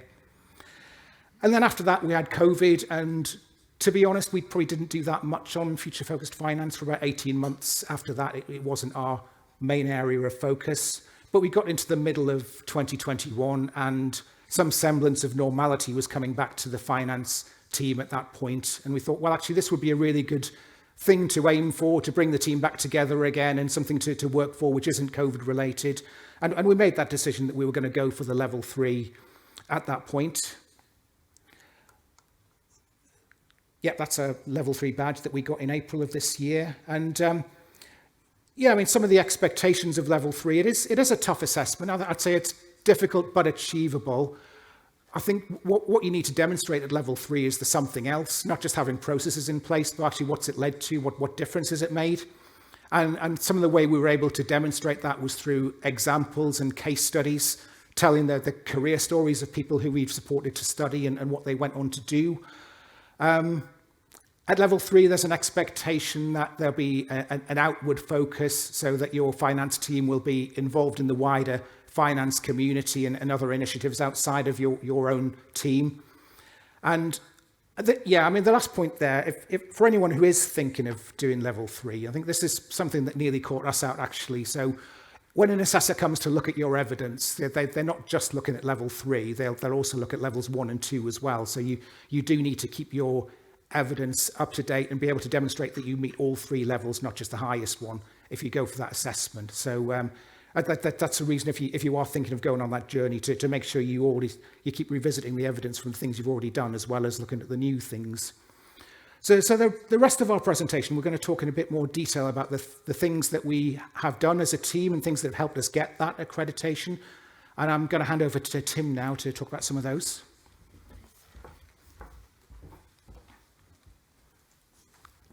Thanks, Jamie. Afternoon, everyone. So I was going to talk about 3 or 4 things, how we've been involved in One NHS Finance across a number of areas. So we're going to start talking about FACES, Finance and Clinical Educators. I know we've got a number of people who are FACES in the audience and watching online, but I will go through some of the basics about what a FACE is. So a FACE is a group of people committed to demystifying NHS finance and improving clinical quality by engaging with and educating clinicians about what we do. And the aim is to have one face in each organisation, and there's about 800 of us nationwide. So it sounds very grandiose sort of description there, but really it's just describing what we all do in our day jobs, so every working day of the year. So why would you want to become a face? Well, really, it gives you, as I alluded to there, it gives you the recognition for all the training that you're already doing. So it's quite a good thing for your kudos. It is part of the FFF accreditation process, as Jamie described. And it's also a really useful source for tips and information because it gives you access to a network of other faces and all the training resources that are available. Now, it is absolutely staggering how much resources are out there that you can just tap into if you go onto the FACE website. There's presentations, they're already made and available to download on a range of topics, and anything you want to present on, there'll be something already there, so you don't have to start from scratch. Things on budgets and planning, costing, payment systems, commissioning and business cases, all sorts of things are out there. I mean, the advice, if you take my advice, just be absolutely shameless about this. Go and borrow something, crib it. No one's going to mind if you're borrowing their presentation, and just adapt it to your own organisation. There really is some fantastic stuff out there. You really, the job's done, half the job's done for you there if you've got any training coming up. And there's also a series of briefings out there written by clinicians and ready to access, and some good videos on YouTube as well. So there really is a tremendous amount of resources out there if you're doing any training. There's also an opportunity to share with colleagues what teaching they're doing as well. So that's one of the advantages of being a face. I'll just go through a few slides about how you become a face, and apologies if you know this already. But it's a very simple accreditation process. The first step is you join the FACE network by emailing that email address there. Then you keep a log of all your teaching hours that you do, and I'll come on to talk about what constitutes teaching hours. And then you submit a very simple online form, which takes about 5 minutes to do, and that just details the teaching that you've done. So just who you're teaching, how many you taught, and the amount of time you taught. There are 3 certification levels for FACE. Level 1 is if you do 5 hours of teaching over a rolling 12-month period. Level 2 is 10 hours of teaching. And level 3 is 20 hours of teaching over a rolling 12-month period. And obviously, to maintain your certification, you have to keep updating your log, but it's really not an onerous task at all. You can do it sort of once a quarter or so, and you can keep up to date. So probably one of the key things is what constitutes teaching hours. And really there's no formal definition of teaching hours. So you can have classroom style training, you can have online training, which we're increasingly doing now since COVID. You can do one-to-one training, so face-to-face training with budget holders online or by telephone. You might count training that you do at clinical department meetings, or you might count presentations or training that you do at team meetings. So really there is a huge amount that I'm sure most financial professionals are already doing, and it's just a question of recording that in a sort of codified way, and then you become a face. So I'll just tell a little bit about ourselves and the face training that we did. We did a whole range of training across our organisation. Some of it tailored to individual departments, some of it tailored to individual people. But one of our main things was actually, as one of the people earlier mentioned, they're doing budget holder training for a whole range of budget holders. So we trained something like 350 budget holders over a 12 or 13 month period. And the areas we covered there were some general areas of the NHS funding overall, the local contracting arrangements, which are all changing, performance requirements, procurement processes, and then probably the meat of the training was obviously interpreting budget statements and what our expectations were of budget holders. And then we finished with a session on service line reporting, patient level costing, and a bit on finance, governance and probity. So it was very well received because it was a combination of general interest stuff about the NHS, about our organisation, and then specific advice to budget holders, things that would help them on a day-to-day basis. Features of our training, we did make it compulsory for all budget holders, so they all had to come in within that period. We have got quite a large geographical patch, so we did move around the patch as well. We went to them rather than expecting them to come to us, although obviously COVID changed everything, so we then went online, which made it easier to get to more people, even if the sessions were slightly less interactive. We did keep them interactive. We had worked examples, and obviously we know we're all getting au fait with Zoom meetings and breakout rooms and so forth. And then obviously we gave them an opportunity for feedback, and generally it was very well received. So nothing particularly spectacular about it, but in fact, the actual feedback we got and the numbers of people we covered was made for a very good, very worthwhile exercise.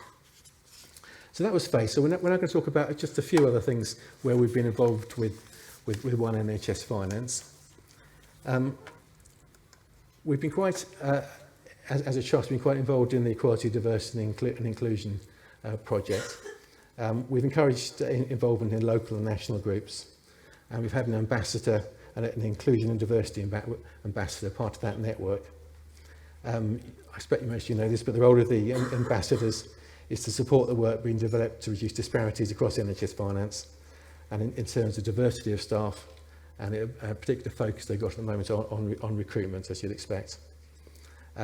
They've also been involved in implementing and developing the Equality, Diversity and Inclusion strategy, and we've been rolling that out within our organisation and within our team meetings, publicising it. And we've identified areas of best practice so that we could share things across the finance community.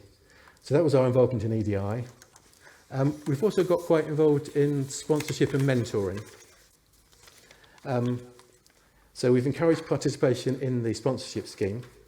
So again, if you're not aware of this, this is a scheme to help high potential staff from underrepresented groups to advance within NHS finance. So you have if you apply to the scheme, you get allocated a sponsor, and you work with that sponsor, and the sponsor gives advice, feedback, and provides space to connect with other influential professionals. So we've had one person on that scheme, just started in the last month or so. Very, very encouraging. She's come back full of ideas, and because her sponsor is from an outside organisation, it seems to work extremely well, and she's encouraged her to go back to training, so to professional training. So that's been very successful so far. And we've also got an internal system of monitoring within our finance team. I'm sure most of you have got that as well. But we started off with all staff who were in training, having a mentor, and then we've extended it across the whole of the department so that anyone who wants a mentor can have one. There was also a scheme within our trust, a reverse mentoring scheme as well, where the directors would mentor up with a junior member of staff, and their feedback from them was very, very helpful as well. So I recommend if you could get involved in that, I'd certainly think that's worth doing. So that's a bit about sponsorship and mentoring. My final slide is about value makers. I know we're all value makers here, so I'm not going to teach you to suck eggs. But obviously a value maker is someone committed to making a difference and who's passionate about the role of finance in supporting delivery of patient care. So range of pictures of value makers there, not all from our trust. We've actually got 7 in our trust, and they found it an incredibly useful way of making connections with other people outside the trust, and their involvement in the network, sharing documents, policies and ideas. So, but as I say, you probably know it all better than me because you're all here as value makers. So I'm going to hand back to Jamie, who's going to talk about apprenticeships. Thank you, Tim. So, yeah, apprenticeships is something we're quite well known for in our patch. When we were early adopters of apprenticeship schemes for finance staff, when the apprenticeship levy first became a thing about 4 or 5 years ago, I mean, it became apparent to us the potential of this, because before the apprenticeship levy, with budget constraints, we could probably only afford to support 1 or 2 people at a time to do professional studies, whereas this, opened up a source of funding which, potentially we could offer this to a wider group of staff than we would otherwise have been able to do. And so we started finance apprenticeships back in 2018, around the same time that we did our level 1. At the moment, we have 4 people actively studying for professional qualifications using the apprenticeship levy. We've had a couple who've been through the process and qualified as well, so it's something that's quite well established in our organisation. And we, not so much now, but when this first started out, we did some presentations for other organisations as well, just let them know the possibilities here, and you're missing a trick if you don't do this, because this is a source of funding which is available, and we've already spent that money, you may as well access it. So as part of our level 3, we had to give some examples, and there are a few really good examples of people who've used this to really boost their careers, get the qualifications, and then progress internally, either within our trust or other trusts. The person in the picture is David Wilder, and I just wanted to talk a bit about his story, because David actually joined us on a Prince's Trust work experience placement. He's a young guy who struggled, he has a disability, and he struggled to find worthwhile work through a competitive interview process which other people might follow, and was able to join this work program and get some experience with us, and impressed enough that we kept him on, and he stayed, and he's worked his way through the ranks. Back in 2018, he started his ACCA qualification and just qualified last year. He was the Southeast Regional Trainee of the Year last year as well. He got that award, and his story's been told in a couple of articles in national publications in Public Finance and HFMA. So I think that's a really good example of seeing the potential of the apprenticeship levy and using it, both for equality and diversity and for training and development. I mean, there are other people's stories that I could share as well, but I think that's a particularly powerful one, which, a really good example of what can be done. Then one of the expectations at level 3, well, the key expectation at level 3 is that you're not an insular finance department, that you're one that's engaged with the wider finance community. And as part of our bid, we provided examples of where we've got roles with the ICS, and we've played an active role in that development. But also, Tim and I are active members of the local branch of the HFMA and go to all the events. And so that involvement with the HFMA and with SIPFA is good examples to put forward. So I mentioned the articles that featured David Wilder, and we've had a couple of other articles published in national magazines as well. So just being prepared to share our stories more widely. And I think, being invited to speak here today is a good example of, being able to share our story and share our experience with other people that might be interested. So that, this thing is worth doing for its own sake, but it's also this really helps you to get the level 3 if that's what you're aspiring to. The next slide, just another example of that engagement. So the lady on the left of the picture is Irene, and Tim's already mentioned her as well. So she is involved in the Freedom to Speak Up Ambassadors group in our trust, and they've recently been nominated for an HSJ award for their work. And it's just an example of how we, encourage people to get involved in roles which, aren't traditional finance roles, but actually are part of the wider community and life of the trust. And, it's examples like that that are really powerful for your level 3 application as well, if you decided to go for that.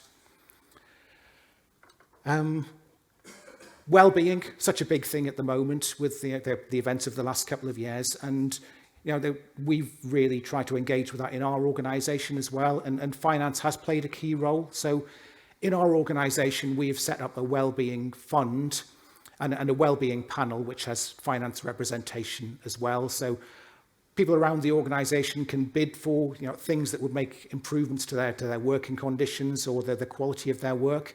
And we've made that funding available throughout the organisation, and that's been recognised outside of our organisation as an example of good practice. We're also represented in the Wellbeing Ambassadors Network. So Beth, if you're watching, hi. Beth's our Wellbeing Ambassador, and she's started attending those meetings as well. So that's another aspect of the work of One NHS Finance, which we're engaged in. So all in all, a wide range of things that we've been involved in have all both benefited our organisation and helped us get that accreditation as well. I'm going to round up by talking about the last 6 months. So it was back in April we got our accreditation, and I'd say good things have happened to us since then as well. It was really worthwhile. It was hard work, but it was worthwhile getting that accreditation. I mean, being invited to speak at events like this, it's really good publicity for our trust and for our department, and that's really good. But also last month we were awarded the Finance Team of the Year at the HFMA Awards, and there's Sheila again giving us the award, so that's twice you've featured in this presentation. That was early in the night. Got to share this one from later in the evening. I'm not sure who that person is impersonating a police officer, actually, but that is a very serious offence, and if you work out who it is, then let me know. But yeah, great. Yeah, it was great that we were recognised at that award as well, and that's all really positive and motivating for our team. So, are the benefits for us? Well, I've mentioned retention. I think we've got pretty low turnover in our team, and being able to support people's well-being and provide career pathways and internal promotion opportunities has been a way that we've really been able to hold on to the good people that we've got, and that's definitely benefited both us as a team and the individuals in the team. Growing our own talent, so being able to use the apprenticeship levy to support people's careers has benefited the team, has benefited those people as well, and we've got a few examples of that. And obviously upskilling the team so they're able to contribute more to the department is our involvement in the accreditation process has certainly helped in that respect, and it's helped with positive publicity, helped the reputation of our department.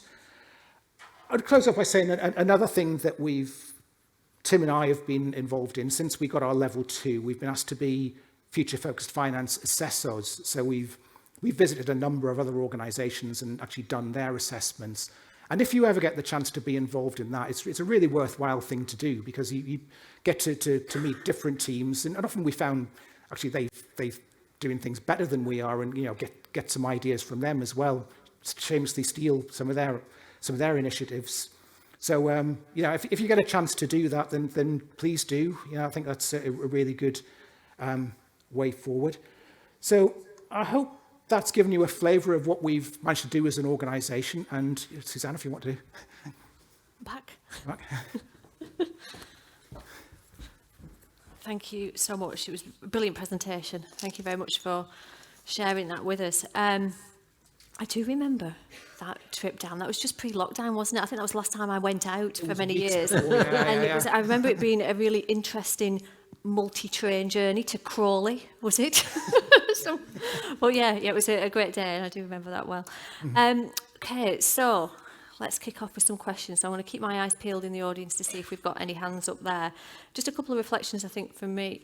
You know, one of the questions I get asked quite a lot, you know, being involved in the ONF work is, how do you start? So a lot of organisations think, right, really interested in this, and how do we, you know, what's the first sort of step? So that's inspiration, isn't it? So within 4 years, by really focusing on what the accreditation criteria is asking for and getting the team behind it. 'Cause it's a team effort, isn't it? It can't be just one or two individuals. It needs the whole team. You can achieve level 3 within 4 years. So I think that's wonderful inspiration for anybody who's thinking about, you know, where do I start going with this agenda?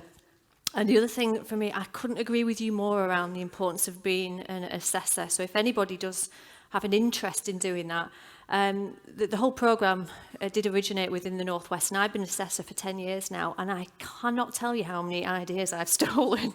I am like the queen of plagiarism. I will literally go in and nick a different idea from every place, and I can imagine my team back up in Manchester now sort of shuddering and thinking, oh my goodness, what's she going to come back next with? But it's just the way to do it. You know, why reinvent the wheel when there's wonderful examples of great practice? Just take it, polish it off, put your name on it, do a little bit of a tweak, and it's just so much easier than starting from scratch. So you've got a wonderful team here who started from 2018 from ground zero and then got level 3 within 4 years. So I think that's brilliant. So well done to you guys. Right, okay, I'm going to have to just punch this in because my questions have gone off. Okay, right, okay, so let's see what questions we have coming in.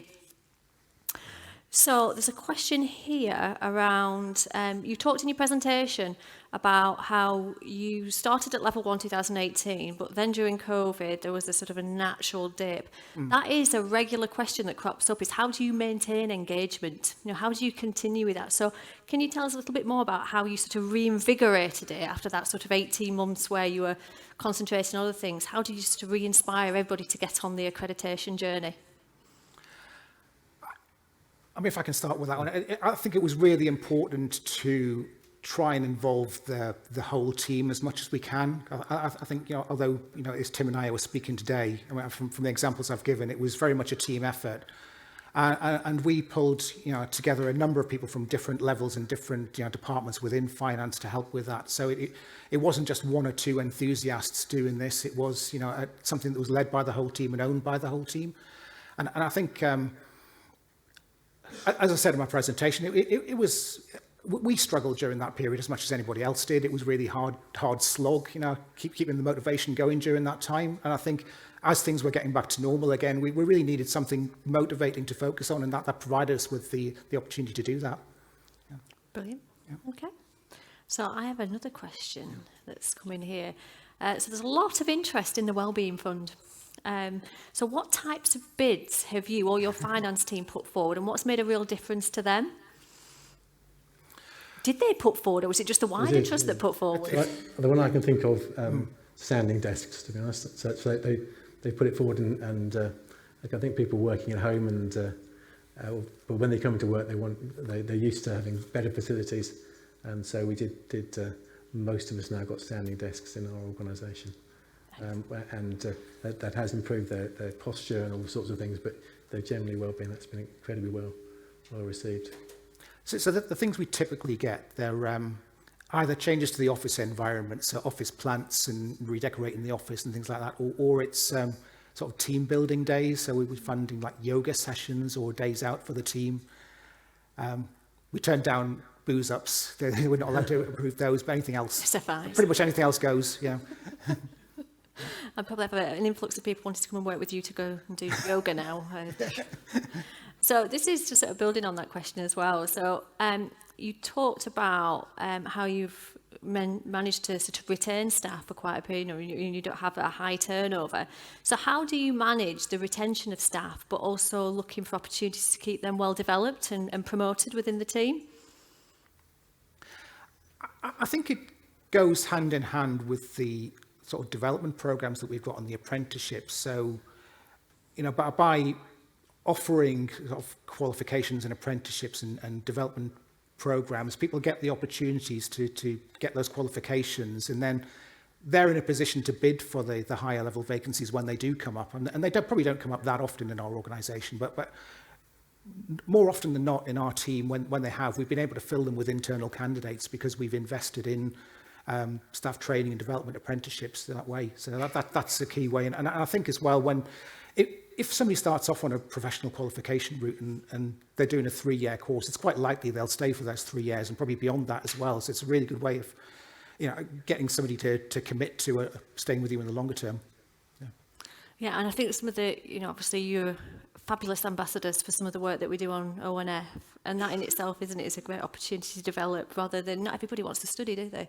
So actually to have other things that are helping develop staff, I think, just by sponsoring it in such a way, that's really great to see. So keeping my eyes peeled in case there's any hands. I know which hand's going up, it's Daryl.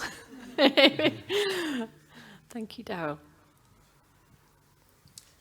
Hi, that's a really interesting presentation. It sort of mirrors our journey to a certain extent. I mean, one reflection is that actually lockdown helped us in terms of our journey because of the health and well-being and the communications and using Teams to improve our way of communication. So there were some positives that came out of it. My question is around the apprenticeship scheme. So we've invested in the apprenticeship scheme, but what we recognise is there, from a time commitment, it is slightly longer than the normal journey, and there's some really good reasons, because you get that wider softer skills development that comes with it, which I think is really positive. But did you have issues around capacity to deliver business as usual, and how did you manage that? Because that's the sort of thing we're starting to struggle, well, not struggle with the concept, because at some point we're going to reach that level. I mean, it's a really good question. We've had, I'd say we've got 4 people studying at the moment, and it is a big commitment. I mean, and I think the benefits outweigh the costs, but the cost of having 3 people out at the same time doing exams or doing studies is something that you need to factor into the workflow. And I think it's a bit of give and take between the people studying and the department as well. That people are aware of the times they do need to be in the office, and then we're flexible when people need to be away on study as well. So it's understanding what the business need is, but also what the study need is, and a bit of flexibility on both sides is how we manage that. But you're right. I mean, it is a commitment. I've got a question that builds on that, Daryl. Yeah. So, and again, it's probably a question we do get asked quite often when people, even around the Value Makers Network, what's this all about? What they're going to make me do? How am I going to do it when I've got a busy job? So, given all the success you've had and all the different things that you're involved in, how do you make sure that there is time to focus on the day job as well as partaking in all these activities? Do you want to take that one? I'll take that one. Well, I think it's just about balance, isn't it? And certainly with all our value makers, there's never any pressure on them to do it. You have to let them do it when they want to do it, but perfectly fine if they come in and say, I really can't face going to that. Well, that Value Makers Conference. Value Makers Conference, exactly. So I think it's about supporting them when for their time off, and backfilling them when they want time off. But equally, we all know the busy times of year. We're not really want people off in April, are you, or month end and things. So it's just getting that right balance. Brilliant. Okay. Are you coming in? I would say, not everybody wants to come to this kind of event, so, and we don't make people do it either. I think that the majority of people do want to be engaged and come to these kind of things, but other people just want to focus on the job, and that's fine too. Yeah.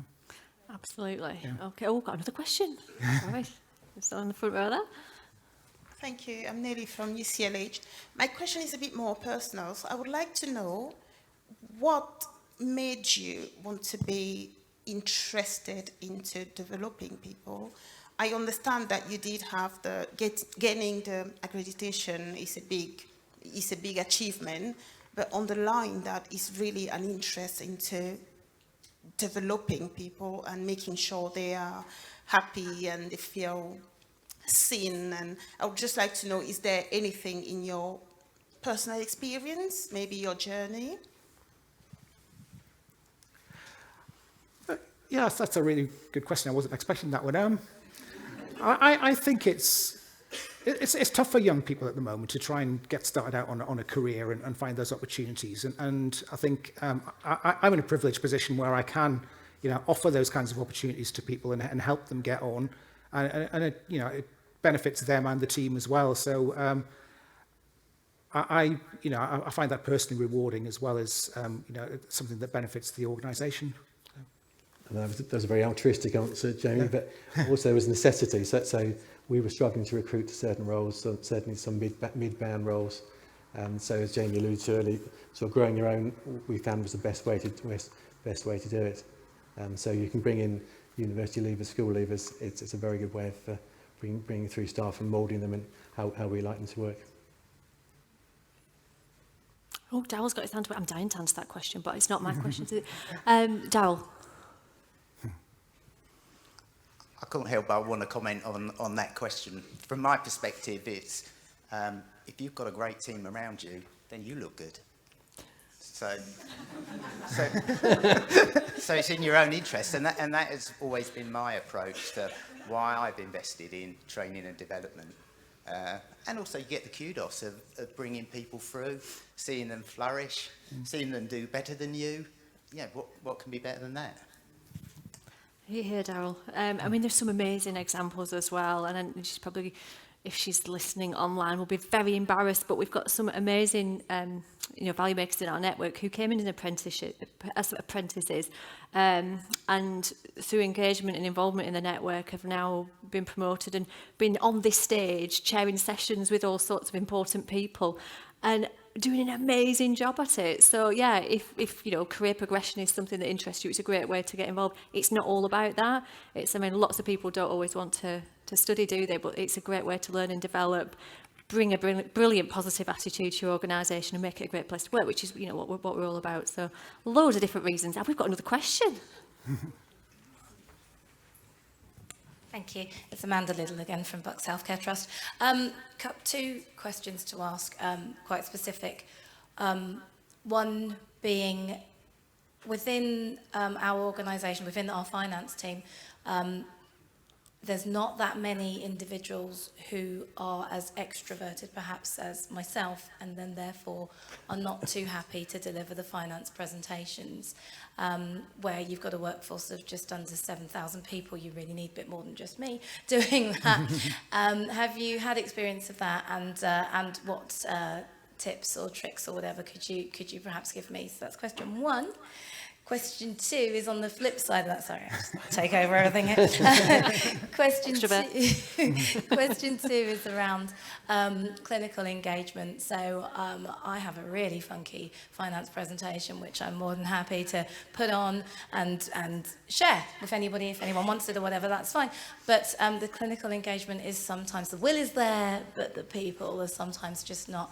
Do you have experience of that? And again, what tips and tricks could you give me to try and entice these individuals in? You want to take that? Shall I start? So the first question is about, if you've got members of your team who are less willing to talk at presentations. I mean, we do have that, and we've got our budget holders training that I described earlier is a 3-hour presentation, quite a long session. But it does break itself down into neat chunks. Particularly some of my management accountants, we get them to come and do very, very small sections in it on areas they're very familiar with. Where we tailor it to individual teams, operational teams, we tend to do it to people they know. So you can start off with smaller groups, because it is a bit daunting, and particularly doing it online is quite daunting, isn't it? You're sort of sat at your desk talking to people. So that was the way we do it, and it's just bringing in one gently. But I think everyone is nervous about presentations. Once you've done it once or twice, it does become second nature, doesn't it? And particularly if they're only talking about areas they really understand, so they're completely across their budgets. They know what they're talking about, so they're never going to be caught out if you give them that sort of comfort blanket of having other people there as well. What's the second question? What was my second question? About the clinical engagement, getting our clinical colleagues. Yes, of course, yeah. Well, I'm sure it's a problem everywhere. We did with our budget order presentation, we did make it mandatory for clinical managers to be there. so it did sort of force them there, and some of them were a bit reluctant attendees. But hopefully, if you pitch it right and deal with them and answer their questions, you can get them engaged. But I think probably issues in acute trust are slightly different to the mentalities within a community trust that makes life possibly a little bit easier for us to get engaged. We haven't got the sort of high profile consultants that you may have. But that was how we approached that. Brilliant. Right, I have been told, I'm really sorry, Jill, I've been told I have to cut the question, but I'm sure you'll both be hanging around over lunch to pick up any of the questions. So a huge thank you to Jamie and Tim. It was a brilliant presentation, really insightful, and a huge thank you to the questions as well. It's great to get some really good questions through the audience, so thank you very much for those. So shall we thank them in our usual way?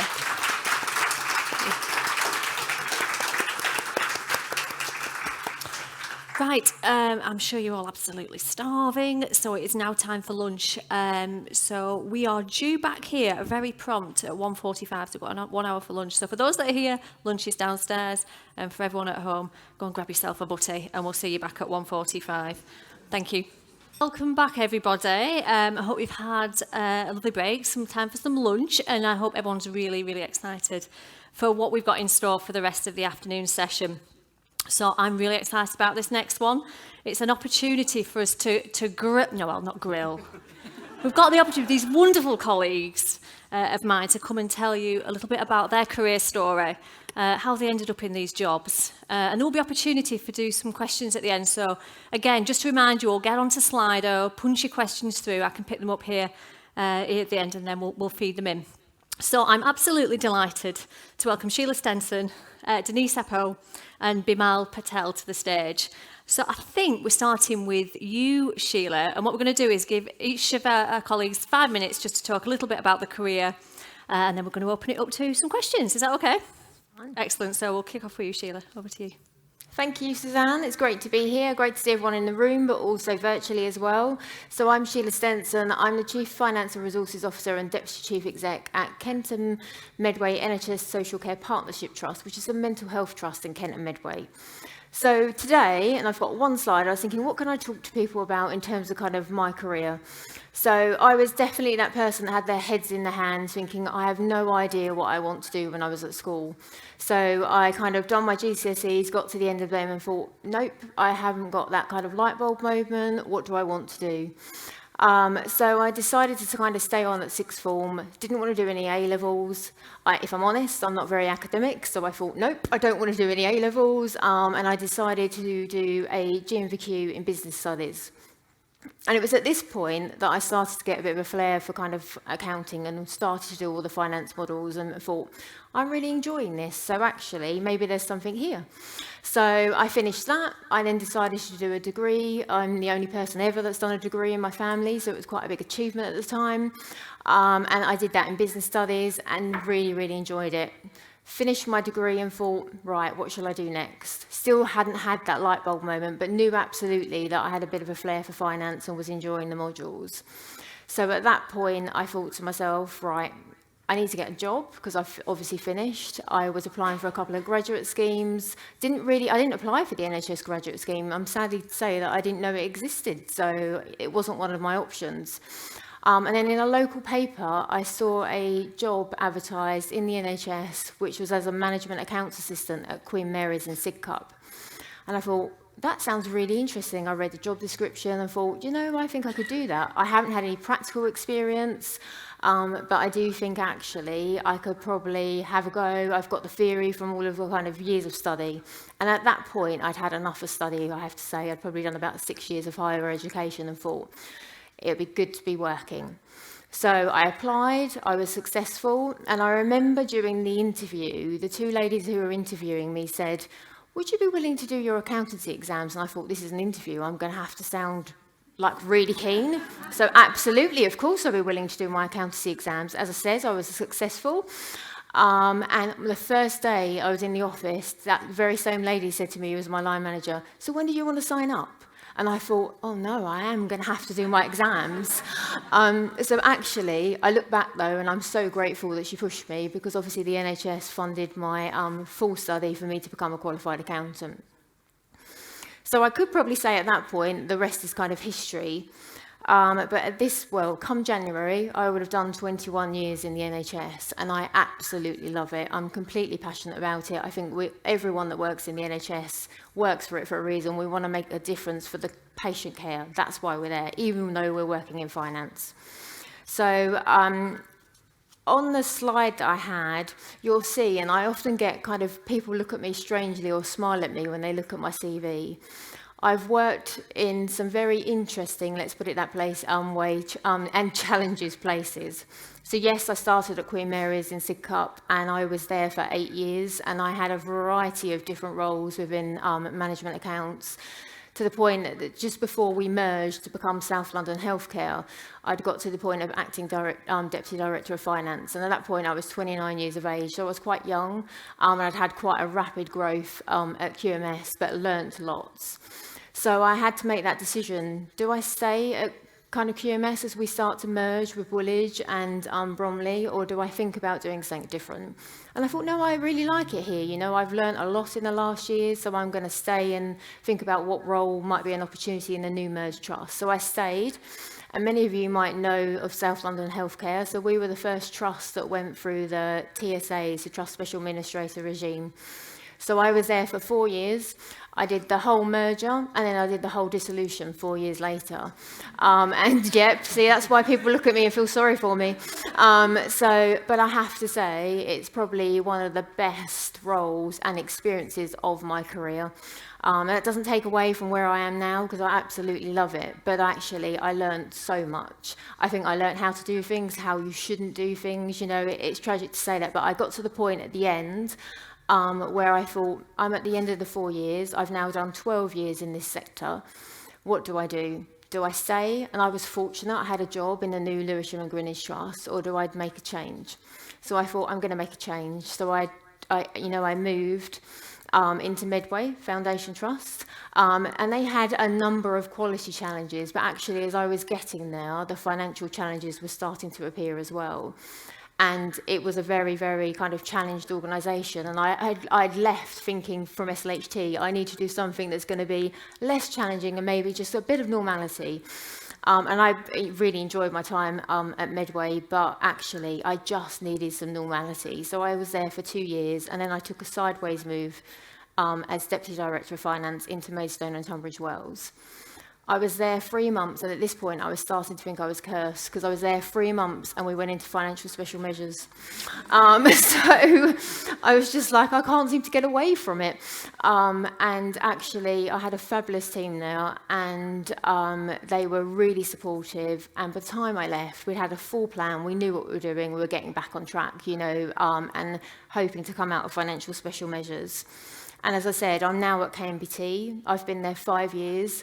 And I absolutely love it. So I've done 15 years in the acute sector and now 5 years in mental health, which is brilliant. And I've loved all of my roles. And as I said to you, SLHT was probably the most challenging, but actually also the most kind of probably where I've learned and grown in my career. And I remember when I was at Maidstone and Tunbridge Wells, I had a coach, which many of us probably do as part of our kind of career development. And I was in Deputy Director of Finance role, and I was very adamant I was never ever going to be a Director of Finance or a Chief Finance Officer. I was like, I don't think I can do it. From a confidence point of view, I'm a female. We know there's not a high number of females that get to Director of Finance in the NHS, and I just thought, I can't. I don't think I can do this. And I had a really frank conversation with my coach, and I remember it as if it was yesterday, who said to me, okay, Sheila, so you've got another 30 years of your career. What are you going to do? Sit here and be a Deputy Director of Finance, which is a great role, but that's probably not going to satisfy you knowing what you're like. And I thought, you know, she obviously knows me really, really well. And I just thought she's right. So I am going to have to make that, you know, real decision as to, do I take that plunge, as I was kind of thinking in my head at the time, to become a Director of Finance. So it was that point that I applied for the talent pool. So the national talent pool that One NHS Finance have been involved in, we were in the same cohort. So we were in the first cohort, and it was absolutely amazing. I think I had that light bulb moment when I was on that course where I realised I was too busy focusing on the things as to why I couldn't be a director of finance and what I couldn't do against the job description, rather than focusing on the things that I could do. And it literally was that course that made me think, hold on a minute, maybe I could do this. So, you know, it was a brilliant experience, and it really kind of made me kind of think, right, I need to give this an opportunity, and kind of take what this opportunity is presenting me with. And during the kind of time of being on the cohort of that pool, I literally, in 2016, and it really resonates, I can't see Daryl, he's there, and what he was saying earlier about putting the best team around you, you're absolutely right. And in 2016, I had the great honour of being Deputy Director of Finance of the Year at the HFMA National Awards. And it was my team that put me forward. And I was absolutely, you know, I couldn't believe they'd done that. And then to win, you know, I was just like, wow, I wasn't expecting that, especially after everything that had kind of gone on in my career and stuff. But it was brilliant. But that opened up different avenues again for me as part of my career. You know, having the ability to come and talk to you all today is just amazing, you know, and it gave me that platform, working with One NHS Finance, being involved in Value Makers, you know, and all of them things, being heavily involved in kind of staff development, which I really, really enjoy and I'm passionate about. So yeah, 5 years later, I'm still at KMPT. I love working in the mental health sector. It's really, really rewarding. On the 1st of November, I started as Deputy Chief Exec as well. I say to my line manager all the time, I don't want to be a Chief Exec, Helen. She is so keen that I keep pursuing to become a Chief Exec. Time will tell, but it was a great opportunity to become her deputy. But I absolutely love working in the NHS, and I look forward to kind of the next 20 years. No doubt there's some challenges ahead, but I'm sure we can face it. But yeah, it's just absolutely brilliant. Brilliant. Oh, thank you so much for sharing that, Sheila. Oh, spontaneous round of applause. Thank you. And we've already got lots of questions coming in, so I'll save those for later. And shall we go to you now, Denise? Yeah. Thank you.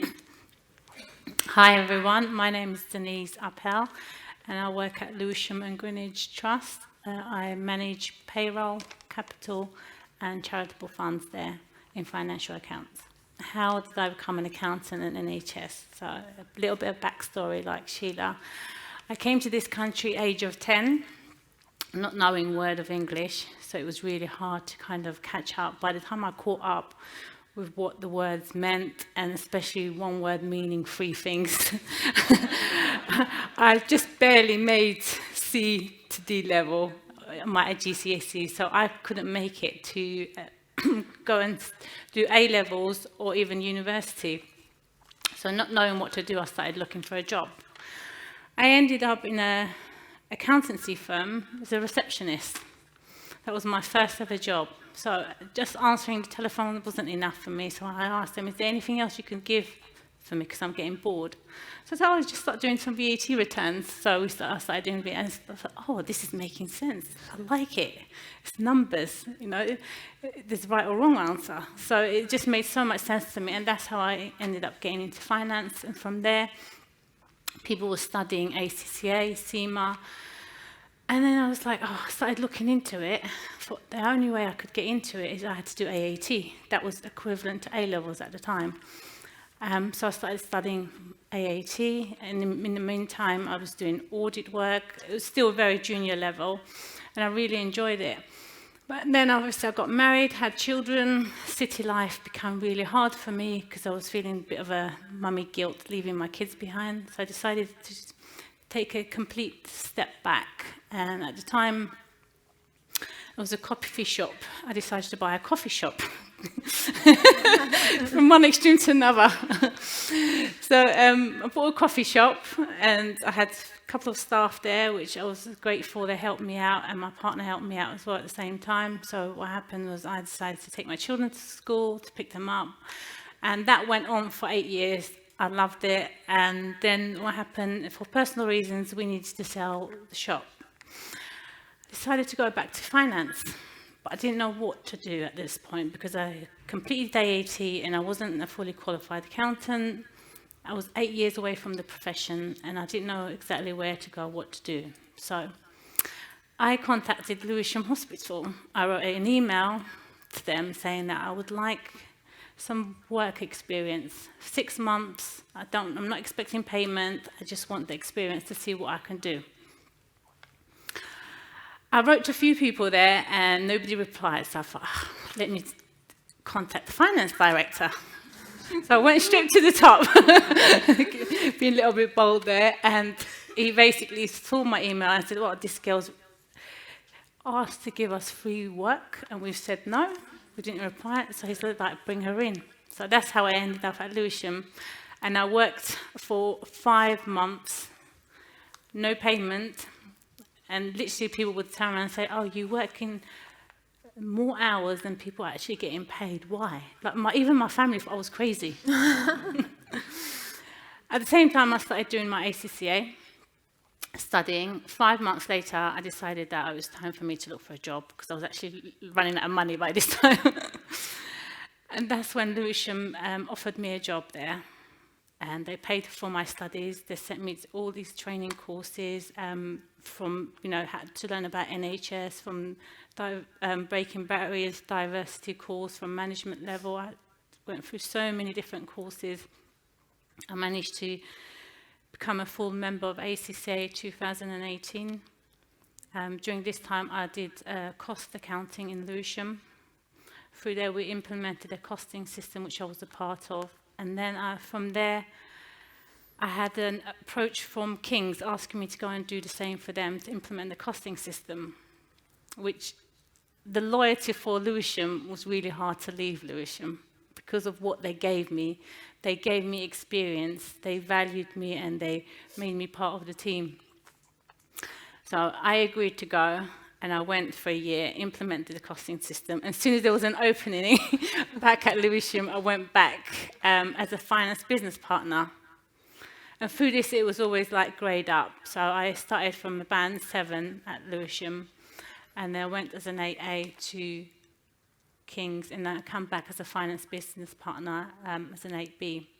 I did that for 14 months. And again, there was another risk I took there because I left my substantive role at Greenwich and came back to cover at Lewisham a maternity role. It was another risk that I took, and I was thinking, oh my God, like, what am I doing? But I knew, I had faith that it would pay off. So I came back to Lewisham, finance business partner. I did that for 14 months. And then at the same time, I started looking for a job.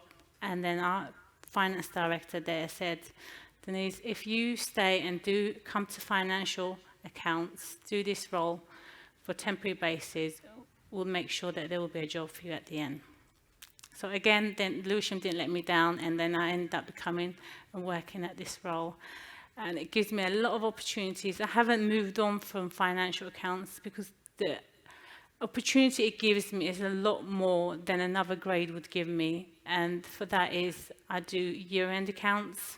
I lead on the audit, and my daily job is, working with DH with submitting their PFR returns on monthly, doing the capital program, the business cases, payroll. There's so much that's involved in my job that I actually enjoy doing what I'm doing. So last 2 years I've stayed, actually 3 years, I've stayed put where I am, and I've had opportunities to move on to other places, but I actually love being at Lewisham, and I want to grow in Lewisham.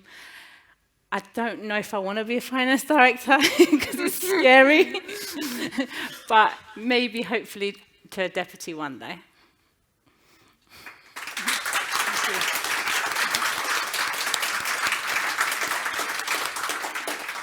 Thank you so much, Denise. That was brilliant, and I'm just done. I'm going to manage these because all these questions come. Oh my goodness! So, Bimal, it's your turn. Go on. Thank you.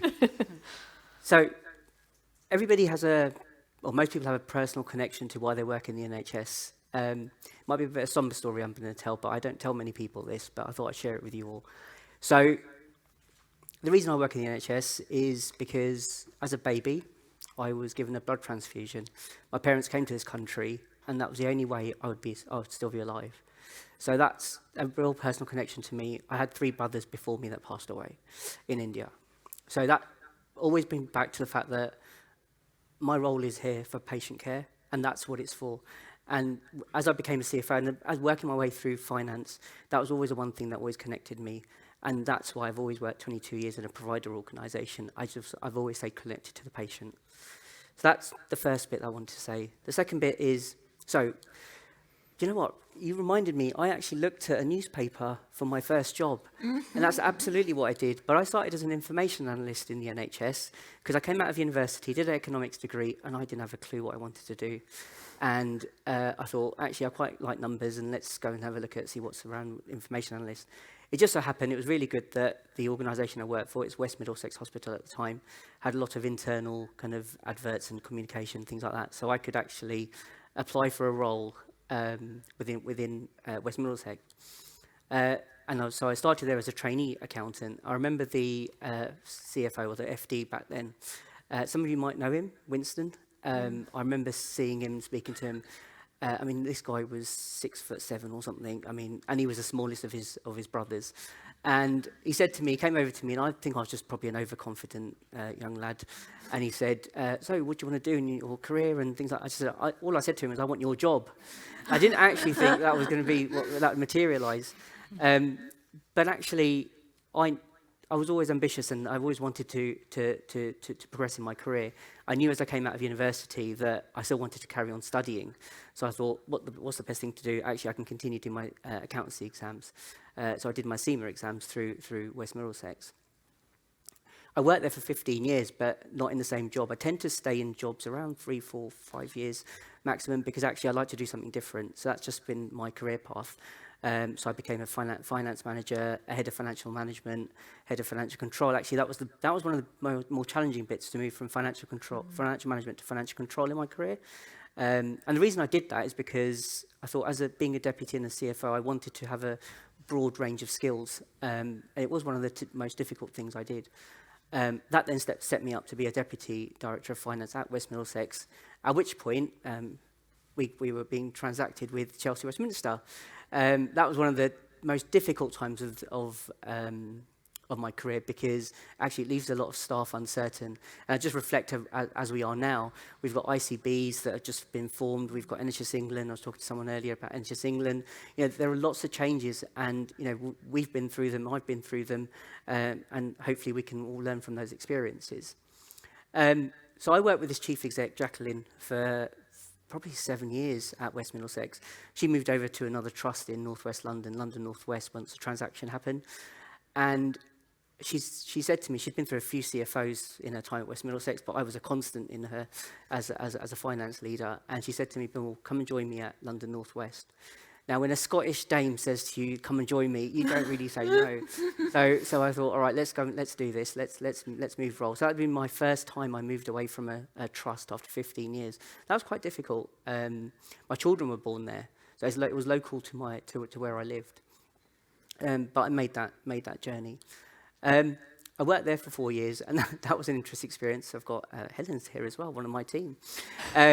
And it was an interesting experience because the first thing they wanted me to do was a restructure. So I come in a new organisation, 2 formed organisations merging into one, and they said, Bimble, we want you to do a finance restructure. Great, that's a really good way to make friends, isn't it? Right? So, you know, that again was difficult. I didn't, you know, there was a lot of learning in there. There was a lot of things I did well, a lot of things I could have done much better. But we carry on learning.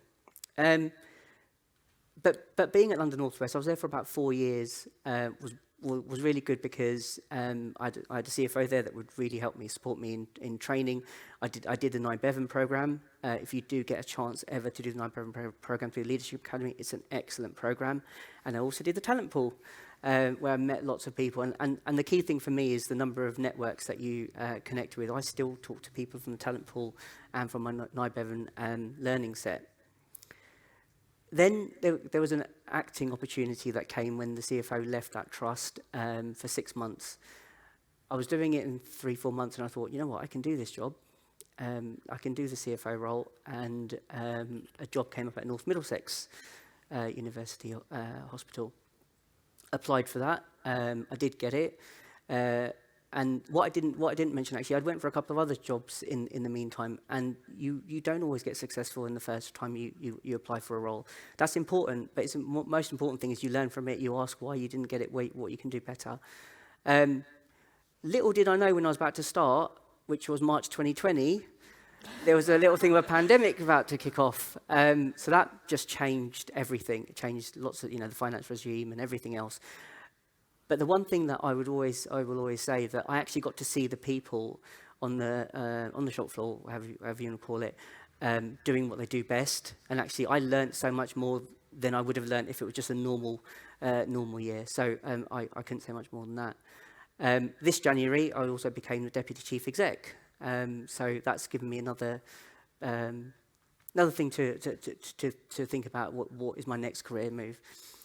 One thing I will say, though, when I moved over to become a CFO, I didn't actually understand the broad range of skills you need to have until I did some of the programs I did in IBEVN and Talent Pool. So in my portfolio at the moment, I've got obviously finance, procurement, which you normally would expect, but digital, performance, informatics. You will have all of those portfolios. You don't have to be an expert in all of them, but actually you have to hire and recruit the right people. So yeah, I'll leave it there. Thank you.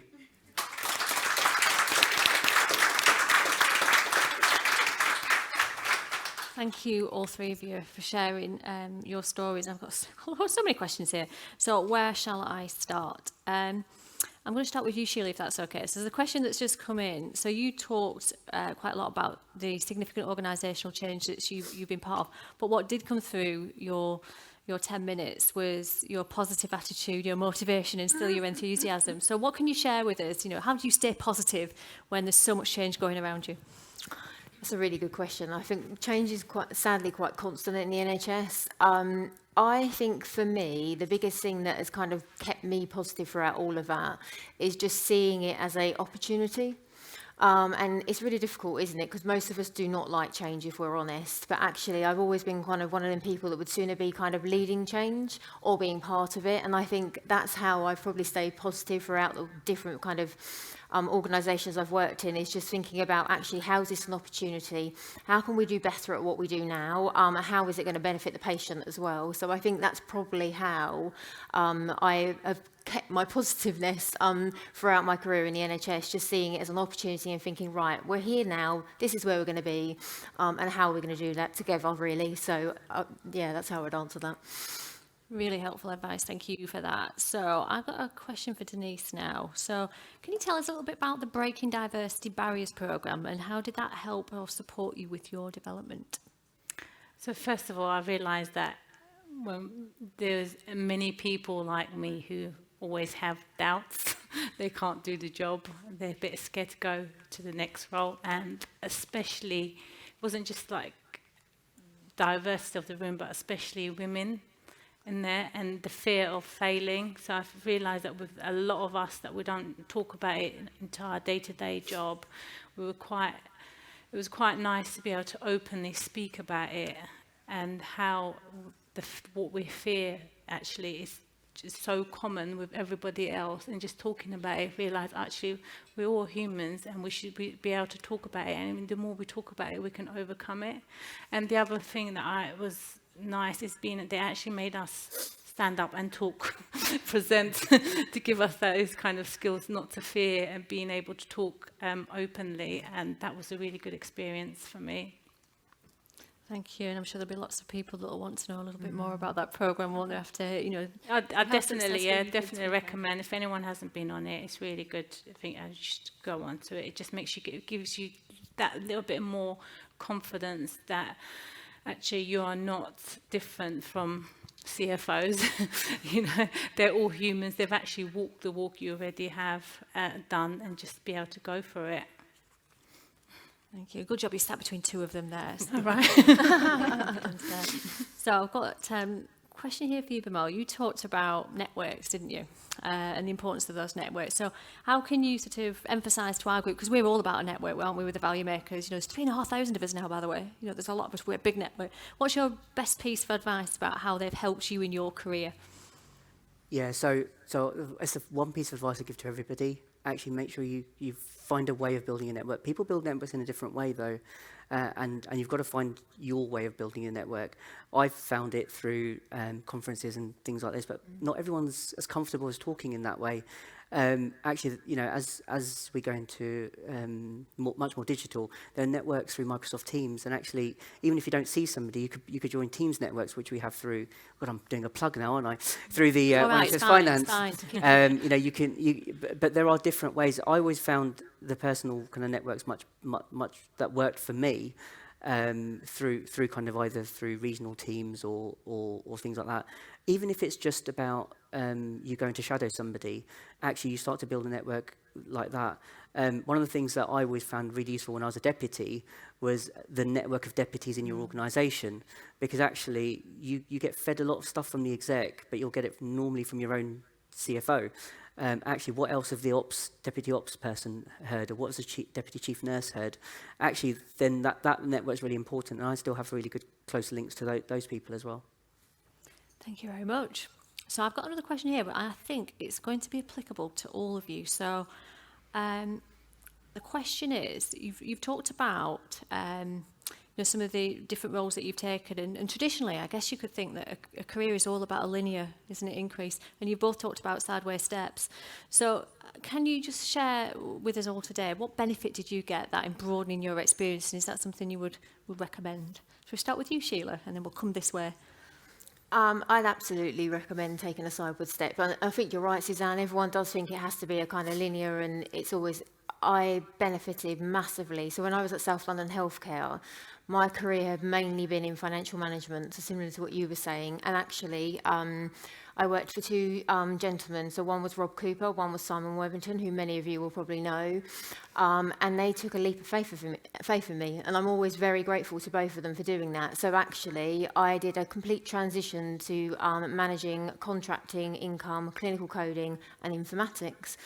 And that was the first time that I'd been really away from what I would call my comfort zone, which is core finance. So actually, yes, I was reporting the income position, but everything else, so working in that world of payment by results as it was at the time, was completely alien to me.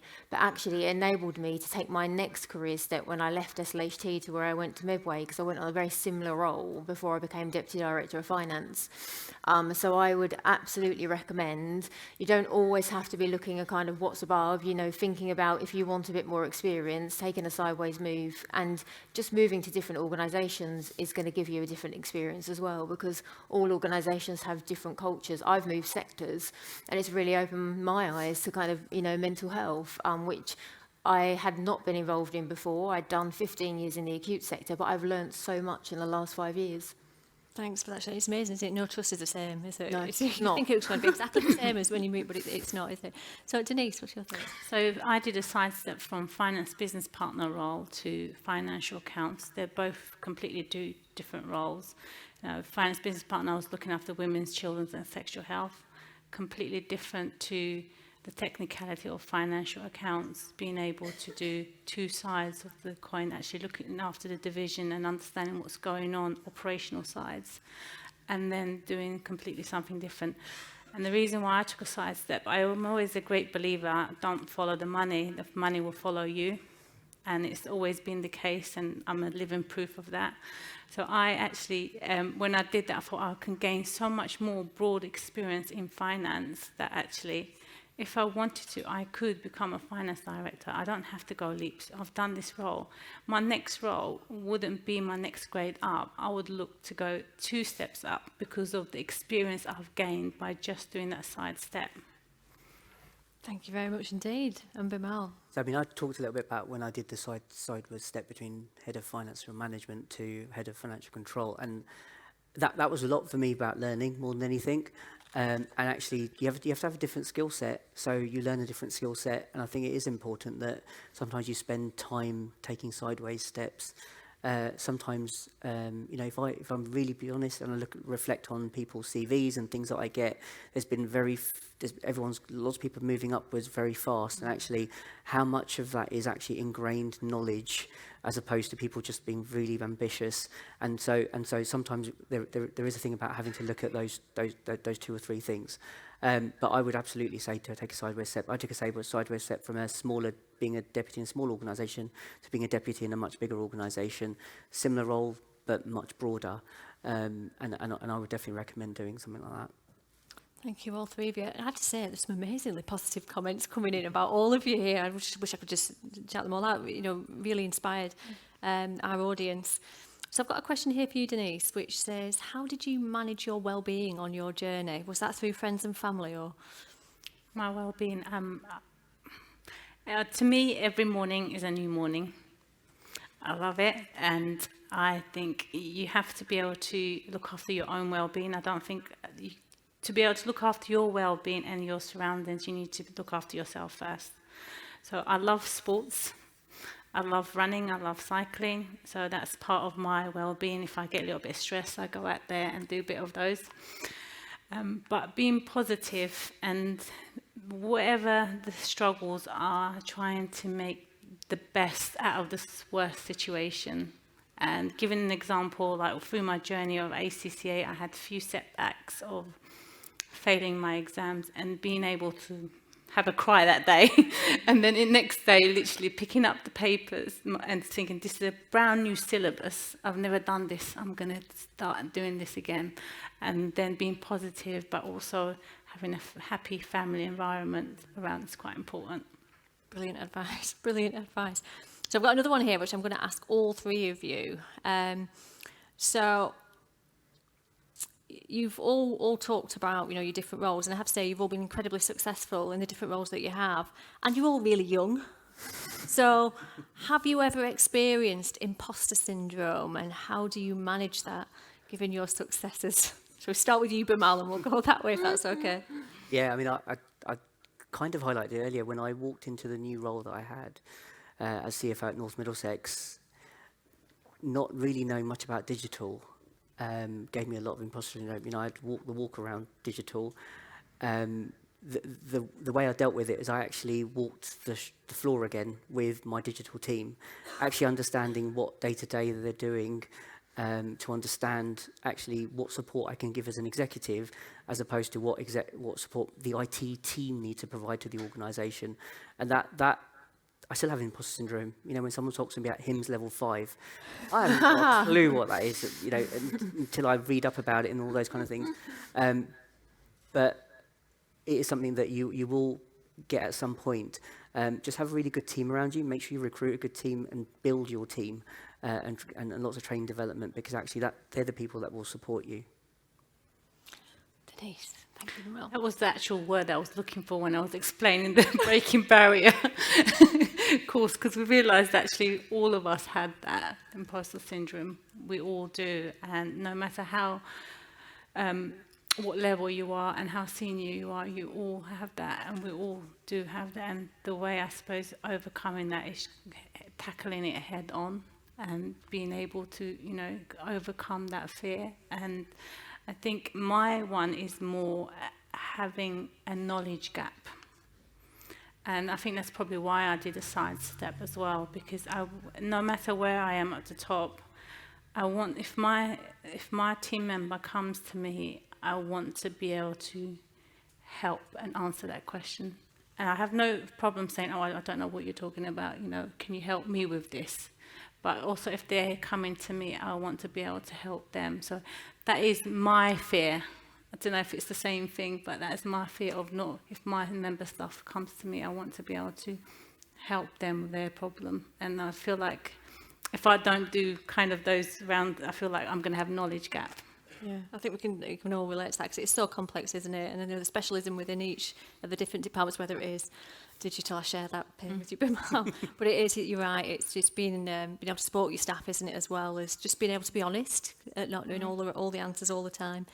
Sheila? Yeah, no, I completely, I would say every day if I overthink it. If I think about it too much, yeah, it's something that's kind of there and you think, oh. So yes, I can completely relate to what you're saying as well, when you've kind of managing something that's not necessarily something that you would do on a daily basis because it isn't what you've trained in. And so going back to having the right team around you as well, I think that massively kind of helps. Having that wider network to support as well, people you can go to if you're kind of having one of them days or something that's you're not too sure about. So, and actually I think, I remember someone saying to me, always pick you know, who you're working for very wisely, especially when you're working for a chief exec. And I'm very fortunate that I picked the right chief exec. And she's a massive support for me, which I think actually does it helps me deal with that imposter syndrome that I know I can have if I overthink it on a daily basis. Brilliant, thank you. Right, so I've got one more question, and I'm going to ask all... Oh, actually, let me just check. Instead of doing mine, carried away with my own questions here. There's a question just on the front row there, if that's okay. Thank you. Hi, thank you. My question is applicable to all, but I would direct it to BMO. I would like to know what's the biggest no that you've had, and how did you overcome the disappointment? By that I mean, in terms of interviews, for example, you've said it's not every single role you've gone for that you've got, but I do know that sometimes when you prepare yourself for a new role or an interview, you invest so much, and in my own experience, sometimes I forget the role I'm in, and I actually put my feet into the new shoes. But then when you get the no, how do you get back up, and how do you prepare for the next opportunity? So, that's a very good question. So, the biggest no. The biggest no was probably when I went for a role as operational FD in our merged organisation and didn't get that role. That was quite tough because actually I would have had a role in the new formed organisation as an operation finance director rather than just as the deputy. But I still had to work with people. It's really hard when you go for an internal role and you don't get it, and you still have to work with everybody, because actually lots of people tend to find out and know, and your world suddenly starts coming down on you. Some of the things that what I do is I talk about it. I think it's good to talk about it, right? Because actually it doesn't mean that you weren't good at interview. It just means that there was someone slightly better. What was the things that you could have done better, right? And I have to always remind myself that I can do the role. And that's what I tend to do all the time. I can do this role. And you have to have a good network. I always say have a good support network, whether that's family, friends, but also people at work that you've worked with and other organisations. So being in London, it's really helpful because actually there's so many organisations, there's so much opportunity for networking. And that next role will come. But you will have interviews that you don't pass and get the job. That's a definite. But actually, another plug. Sorry, Suzanne. The sponsorship stuff that we've got in, across NHS Finance, the mentoring, it really is helpful. I've got a few sponsees that actually, have gone on to the next role. It really does help, genuinely. Does anybody else want to answer on that question? Because it's a really good question. I'm happy to. If you want. Go for it. So when I went from the talent pool, and I applied for my first CFO role in a large acute trust, I didn't get it. And you do have them moments when you think, oh, actually, I was really worried that I wouldn't be able to do this job, and I've gone for my first one and I've been unsuccessful. But I completely agree with what you've just said. You have to take the feedback, and actually the feedback was really positive. And the chief exec that was giving me the feedback said the reason the person that got the job that picked me was because I didn't have board experience. Which is fair enough, they did, and there was nothing I could do about that. But I just took the feedback that they gave me and then thought about how I could, apply for my next role. And I think it was probably about 4 or 6 weeks later, I was going through the process again and I was successful for KMPT. So I think you just have to kind of accept that sadly sometimes in life and get back up and think about what you're going to do next. Excellent, thank you. So have we got any more questions in the audience? Sure you're not going to... I'm waiting for Daryl's hand up. Just automatically drawn to you at the moment. I don't think you'll ask anything. So just one, if I could ask all of you again, just sort of quick down the line. So you've all talked about the programmes that you've been involved in that have supported you, and the different programmes. Some of them are similar. If you could, sometimes when we're engrossed in a programme, you're sort of in the moment, aren't you? And then you get to the end and you take time to reflect. So what would be the most important thing that you would recommend or advise people that when you're in this programme, make sure you do this before the moment is gone? What's your best piece of advice about getting the most out of the programmes that have supported you? Tough question, I know. Tough audience. Sheila, should we start with you? I knew you was going to say that. I would just say, actually, even when you're in them programmes and you're thinking about taking, for example, you're kind of becoming a CFO, there are going to be bits in your personality still that you're working on how you get to kind of be a CFO, and some of us will be introverts or extroverts. I think just embrace it. So actually there were things that will make you feel uncomfortable in that program that you just think, oh, this is pushing me a little bit out of my comfort zone here. But I'd absolutely say just kind of forget about that and just put everything you can into the program, and you'll take so much away from it. Excellent, thank you. Denise? For me, I think it's networking. If you don't get anything from it, by just going there and meeting all other people in the trust, it's so valuable, because if you get a stuck piece of work, you'll know there's someone else always out there that knows the answer. If you need a bit of advice, there's always someone out there that will give you that advice. I mean, I learned from the course that like introverts and extroverts, as you mentioned, how they work differently, and it made me realise actually there's a lot of people introvert at work. They are very quiet and they're very keep them to themselves. And it made me learn that actually I can be quite loud and I can be annoying for that reason. But actually being able to be on that course and understand them better, and to actually go and approach them in a completely different, much more quieter manner, it actually works better. So that's what I learned from the course. Brilliant advice. And Bimal, last but not least. Yes, I was going to say connections network, and I think that is probably the most important. But I would also say that actually the things that I got out of it were about talking to people and talking to the public. That's not a skill that comes naturally to a lot of us. And actually, that's one thing, the more you practice, the more you actually get better at. And I'm getting a little bit better every time I speak, so that'd be my piece of advice. Excellent. So I just want to say a huge thank you for your openness and your honesty, but I think most of all your amazing advice. I think for everybody in here, somebody will have taken something that will help them. So shall we just say a huge thank you in our usual manner. So thank you.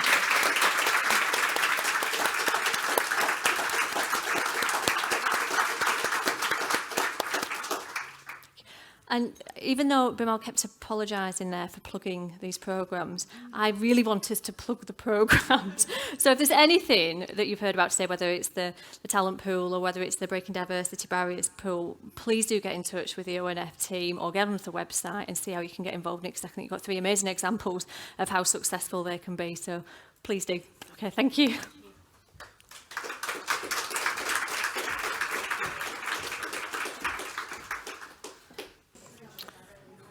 Welcome back, everybody. I hope everyone's had a chance to grab a drink, take a deep breath, have a lie down, maybe, after that session. That was so good. I know definitely in this room we're all just still buzzing from that last session, so it was brilliant. But we've got the most important part of the day still to come with our amazing Value Maker Awards. So, let's kick off. So our very first awards, we've got 2 of these awards. They're National Outstanding Contribution Awards. And these are winners that are awarded to individuals who have given countless commitment, loads of hours of work and dedication to the Value Maker Network. They've led on a variety of programmes. They've chaired meetings, spoken at events, raised the awareness and the profile of everything that we do here. And the central team in particular support these awards, because they wouldn't be able to do their job if it wasn't for some of our outstanding contributors. So the very first winner of our outstanding contribution goes to Ranjana. Is she here? She is. Ranjana is a leading member of the London Inclusion and Diversity Ambassador Network and has been instrumental in showcasing the programme and its benefits within the region. Did you know it was coming? Through her involvement within the network, she has supported the implementation of the National Equality, Diversity and Inclusion Action Plan and encouraged colleagues to get involved to make a difference. Most recently, she has presented at the London Finance Academy launch event, outlining what the regional ambassadors have been up to in the past year. Well done, Ranjana. Excellent work. So the second of our outstanding contribution awards goes to, I need a drum roll, don't I? Goes to Kim De Silva. Kim is the Midlands sponsee lead and has been the driving force in promoting the programme within the region. Without her enthusiasm and support, the regional network and meetings would be unable to run on a monthly basis. Kim Thank you, supports Megan. many other sponsees within the region, offering advice, guidance, and even sponsoring some herself.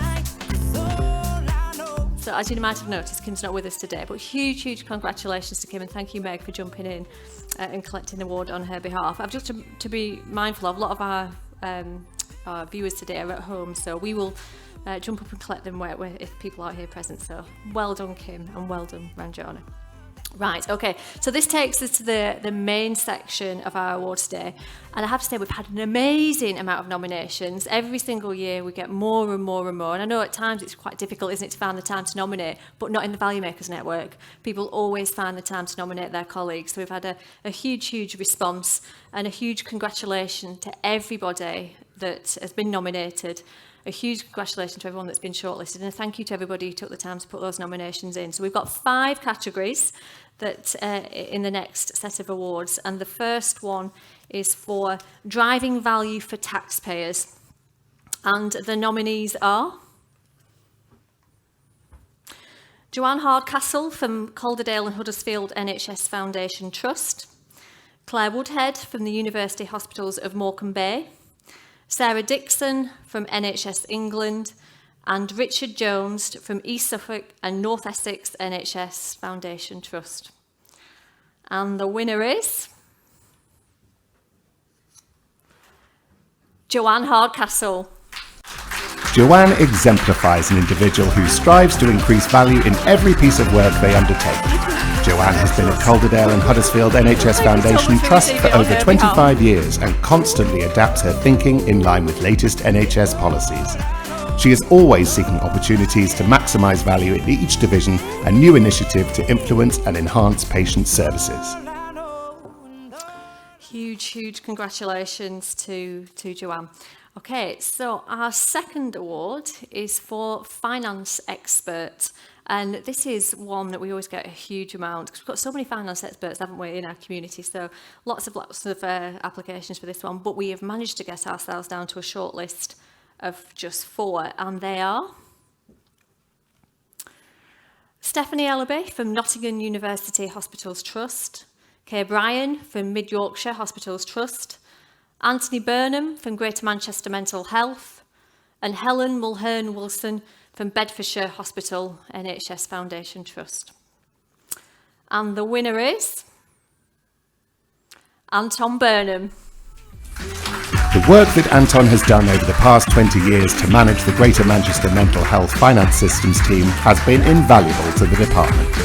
As well as being a technical expert, he is knowledgeable about information and reporting requirements, and is also familiar with the operational transactional detail and works innovatively to support others to do their jobs more effectively. That wasn't Anton. That was Sophie. So Anton, I'm feeling a very proud moment now, because Anton works at my organisation in Greater Manchester Mental Health. So yay, Anton! Well done. I know he's watching back up in Manchester, so well done. Excellent. Okay, so the third award is for Making Change Happen.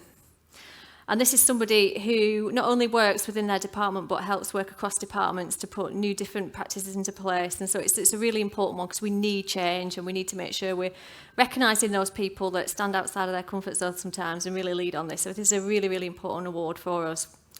And the nominees are Sam Smith from Mid Yorkshire Hospitals Trust, Holly Glazebrook from Manchester University NHS Trust, Simon Jose from Mid Yorkshire Hospitals, and the whole of, so it's not an individual, but the whole of the Norfolk and Norwich University FT procurement team. And the winner is Sam Smith. Sam is a true advocate for One NHS Finance and has all the qualities of an excellent value maker, inspiring others within the organisation to want to be involved. This year, due to her excellent processes in place to keep on top of workload and the annual cost collection exercise well ahead of time, this allowed her team to take some well-deserved time off for the summer months. She has an infectious energy that she always brings to any new challenge. Thanks, Remy, for collecting that for Sam. Okay, so our next award is for Team Player. So this is somebody who fully engages with their team and really goes above and beyond in terms of what their job description outlines. So somebody who builds constructive relationships with their clinical colleagues too is a really important part of this award. And we have a short list of Adele Morton, who's Head of Income, Contracting and Costing at Bolton FT. Jenny Foster, Head of Service and FSD at Liverpool FT.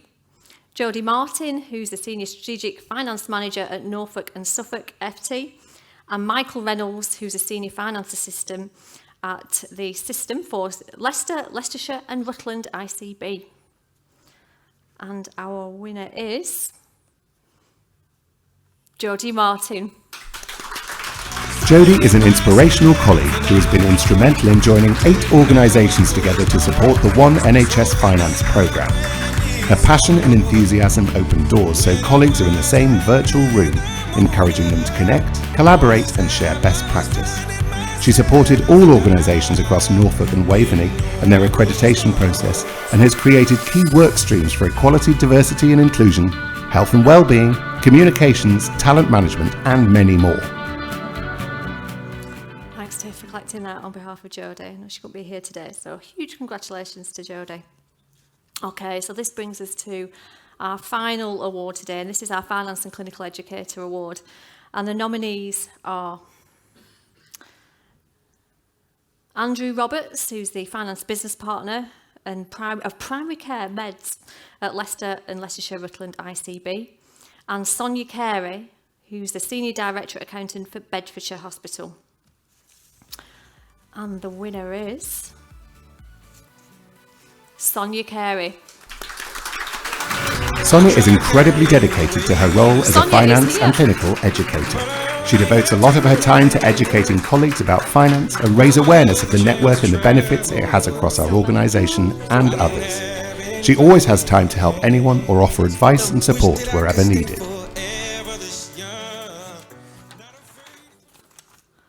Brilliant, and congratulations, Sonia. And I think after today, I think this is one of those categories that's going to be highly competitive next year, because we heard from our gentleman that I can see in the front row here telling us how important it is around face and how much of us do it on our day-to-day. So I imagine that is going to be one that we get more and more and more. And I'm sure Sonia's example will be something that that leads others into that category. So very, very well done to all of our winners today. And again, thank you to those that were nominated and especially to those that were shortlisted. So that brings us to the end of our conference today. I just want to say a massive, massive thank you to everybody that came, that presented, that contributed, for the people here, people at home who put questions forward. I want to say a massive thanks to the ONF team. You don't realise how much work goes into these conferences, and they work tirelessly throughout the year to help us pull these events together, especially to Meg. I know she didn't want to come up on stage, but she's worked so hard on this, and I just want to say a huge thank you, because it makes it easy for me. I just have to turn up and speak, but I know there's so much that goes into it. So I'm not going to spend a lot of time talking about and summing up what we've heard about today, because I genuinely do not want to take away from the impressions that each of our speakers have left with you. And I don't think I'd be able to do it justice, because I think the variety of people we've heard from today, the different messages that they've brought, I think it's just been a fabulous, fabulous day. And I want you to remember them as they were. I just want to say again, thank you for coming to the event today, listening and tuning in. And we're going to be back even bigger and better for Vmac 2023. So thank you, and we'll see you next year.